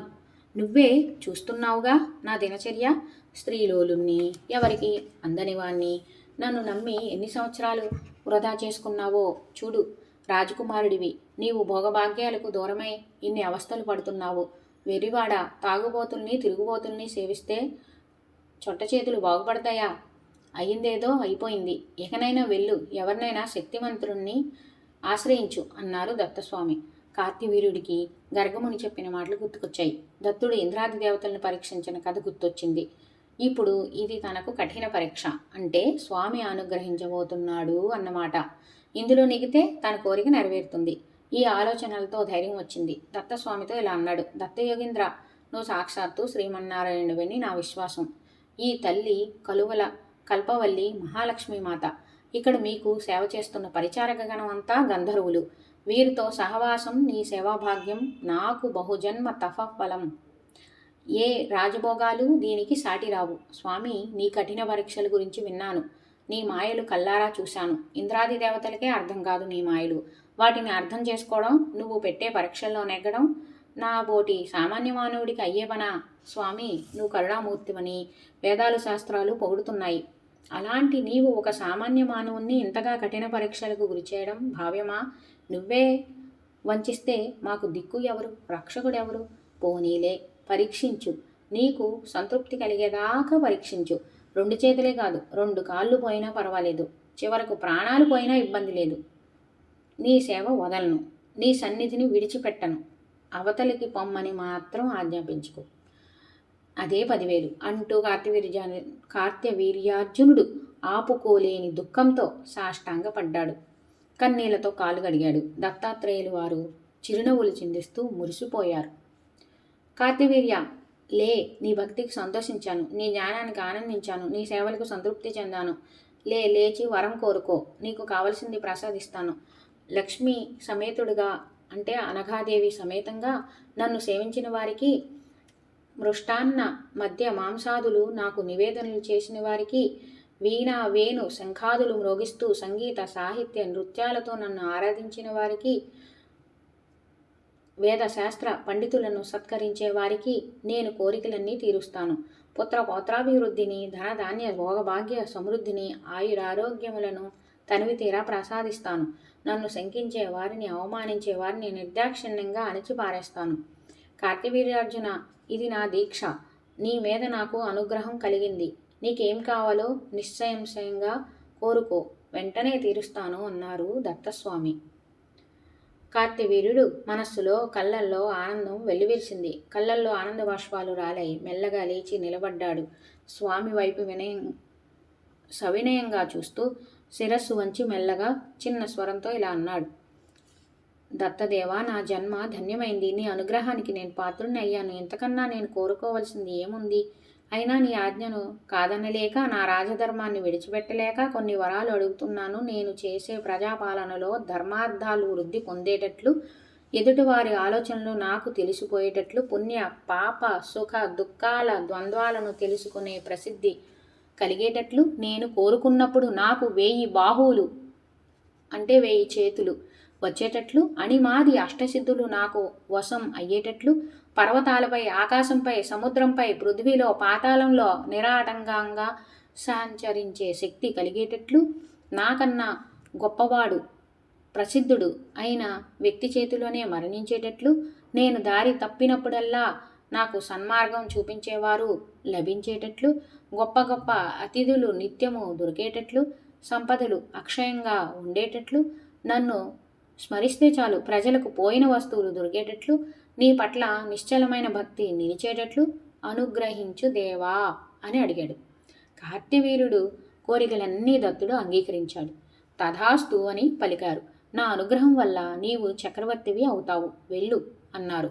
అర్జునుడు పరమానందంతో తన చేతుల్ని చూసుకున్నాడు. చొట్ట చేతుల స్థానంలో బలమైన దృఢమైన చేతులు వచ్చాయి. సంవత్సరాల తరబడి సేవ చేసి అలసిన శరీరం వింత కాంతితో వెలిగిపోయింది. తృప్తిగా శరీరమంతా చూసుకుని ఆనందంతో మరోసారి సాష్టాంగ నమస్కారం చేసి దత్తస్వామి వద్ద సెలవు తీసుకుని బయలుదేరాడు. రాజధాని మహిష్మతీపురం చేరుకున్నాడు. పౌర, జానపద, సామంత, దండనాయక, మంత్రి, కవి, పండితావళి సాక్షిగా పట్టాభిషేకం జరిపించుకున్నాడు. అమరులు, గంధర్వులు, అప్సరసులు వచ్చి సింహాసనం మీద కూర్చొండిపెట్టి ఆశీర్వదించి వెళ్ళారు. గురు వరమహిమ వల్ల సామ్రాజ్యంలో సకల సంపదలు వృద్ధి చెందాయి. ప్రజలంతా సుఖ సంతోషాలతో జీవిస్తున్నారు. అర్జునుడు అత్యంత బలిష్ఠుడై రాజ్య పరిపాలన చేస్తున్నాడు. రాజ్యంలో తాను తప్ప ఎవరూ ఏ ఆయుధమో చేపట్టరాదని, అలా పడితే అతన్ని పరహింసా పరాయణుడిగా గుర్తించి శిక్షిస్తామని, దీనికి శిక్ష శిరచ్ఛేదమని శాసనం అమలు చేశాడు. అంతే, ఆ క్షణం నుండి అతని రాజ్యంలో ఎవడైనా ఆయుధం ముట్టుకుంటే ఒట్టు. గ్రామ పాలన, క్షేత్రపాలన, పశుపాలన, గో బ్రాహ్మణ సంరక్షణ సమస్తము తానే చూసుకుంటున్నాడు. ప్రజలకు చోర, సర్ప, అగ్ని, శత్రు భయాదులు లేకుండా చేశాడు. ఒకవేళ ఎవరికైనా ఏదైనా ఆపద వస్తే కార్తవీర్యార్జునుణ్ణి తలుచుకుంటే చాలు, స్వయంగా ప్రత్యక్షమే వారి ఆపదలు తొలగిస్తున్నాడు. అతడి స్మరణతో పోయిన వస్తువులు కూడా దొరుకుతున్నాయి. ప్రజలు హాయిగా సుఖశాంతులతో భోగభాగ్యాలతో వర్ధిల్లుతున్నారు. అతడి పాలనలో భూరి దక్షిణలతో యజ్ఞ ఏగాది క్రతువులను మహావైభవంగా జరిపిస్తున్నాడు. చుట్టుపక్కల రాజ్యాలన్నింటినీ జయిస్తున్నాడు. ఇతడి ధర్మానురక్తిని, శౌర్య పరాక్రమాలను, ఆత్మాభిమానాన్ని కల్లారా చూసిన అంగీరసుడు ఆనందం పట్టలేక కార్తవీర్యార్జునుడు అంతటి రాజు మరొకడు లేడని ఘంటాపథంగా ప్రకటించాడు. దత్తస్వామి తనకు వరాలు ఇచ్చిన రోజు ఏటేటా గుర్తు చేసుకుంటూ ఆ రోజు ప్రత్యేకంగా దత్త పూజా మహోత్సవాలు జరుపుతూ ఉన్నాడు. వీటిలో ప్రజలంతా ఉత్సాహంగా పాల్గొనేటట్లుగా చేస్తున్నాడు. అతడి చేష్టలు చిత్రాతి చిత్రంగా ఉంటున్నాయి. ఉన్నట్టుండి ఒక్కొక్క రోజున దత్త దర్శనమునికి వెళ్తాడు. నమస్కరించి వెంటనే తిరిగి వస్తూ ఉంటాడు. ఒక్కో రోజున అక్కడే ఉండిపోతూ ఉంటాడు. ధర్మశాస్త్రాలు, యోగ విద్యలు పండితులతో తెప్పించుకుని వింటూ ఉంటాడు. వారిని బహుదా సేవిస్తూ ఉంటాడు. వారిని అనేక విషయాలు అడిగి తెలుసుకుంటూ ఉంటాడు. దత్తుడి గురించి తానేమి విన్నాడో అన్నీ తన ప్రజలకు వివరిస్తూ ఉంటాడు. అతడికి దాచవలసింది ఏమీ లేదు. ఒకరోజు కార్తవీర్యుడు తన అంతఃపుర కాంతలతో కలిసి రేవానదిలో క్రీడిస్తూ ఉన్నాడు. ఉన్నట్లుండి అతడికి వింత ఆలోచన కలిగింది. తనలో నుండి సహస్ర బాహువులను ఆవిర్భవింపజేశాడు. రేవానదిని అడ్డగించాడు. ఒక పక్క 500 చేతులు, ఇంకో పక్క 500 చేతులు వేసి మధ్యలో తాను ఉండి రేవానదికి ఆనకట్ట వేశాడు. ప్రవాహం ఆగిపోయింది. ఒక పక్క నీరు కూడా ముందుకు సాగలేదు. నీరంతా ఎగదన్నింది. వెనుక వైపున దూరంగా ఎక్కడో విడిది చేసిన రావణాసుని సేవా శిబిరాలను రేవానది ముంచివేసింది. రావణుడికి కోపం వచ్చింది. మేఘం లేని వానలాగా వర్షం లేని ఈ వరద ఏమిటని హోంకరించి విషయం ఏమిటో తెలుసుకొని రమ్మని భటులను పంపాడు. వాళ్ళు వచ్చి చూసి సంగతి తెలియచేశారు. ఆడవాళ్లతో జలగాలాటకు వచ్చిన కార్తవీర్యుడు ఒంటరిగా దొరికాడు కనుక తేలిగ్గా జయింపవచ్చునని భావించాడు రావణుడు. సైన్యంతో వచ్చి చుట్టుముట్టాడు. అర్జునుడు చిద్విలాసంగా నవ్వుతూ నదిలో నుండి లేచి వచ్చాడు. తనకున్న సిద్ధులతో ఎంతమంది రాక్షసులు ఉన్నారో అన్ని రూపాలను ధరించి అందరినీ క్షణంలో మట్టుబెట్టాడు. రావణాసురుని 1000 చేతులతో పట్టుకుని బంధించి వాడి 20 చేతులను విరిచి కట్టేసి తన రాజ్యానికి తీసుకెళ్లి చెరసాల్లో బంధించాడు. కొన్ని రోజులకు ఈ వార్త లంకాపట్టణం అంతా తెలిసిపోయింది. దశకంఠుడి తాతగారు పులస్త్య బ్రహ్మ వచ్చి కార్తవీర్యుణ్ణి అభ్యర్థించి మనవన్ని విడిపించుకుపోయాడు.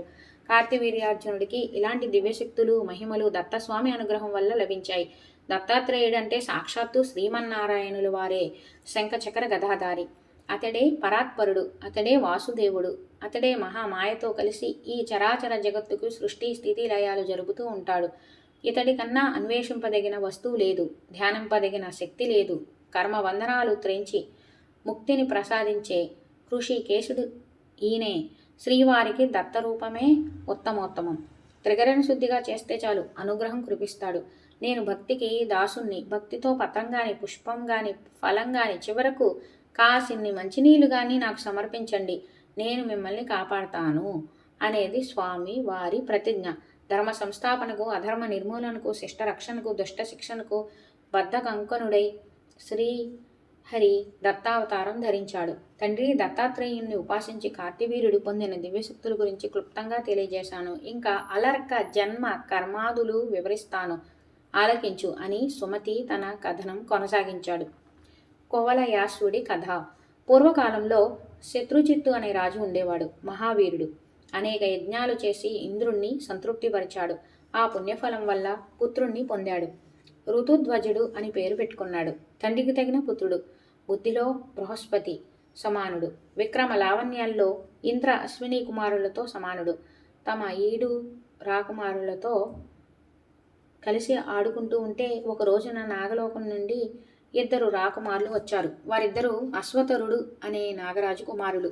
వారు బ్రాహ్మణ బాలకులుగా వచ్చి ఋతధ్వజునితో కలిసిమెలిసి తిరుగుతూ ఆటపాటల్లో భాగస్వాములయ్యారు. ఋతధ్వజునితో వీరికి గాఢమైన స్నేహం ఏర్పడింది. రోజు వీరు నాగలోకం నుండి వచ్చి వెళుతుండేవారు. చివరికి వీరి స్నేహం ఒకరిని వదిలి ఒకరు ఉండలేని పరిస్థితి ఏర్పడింది.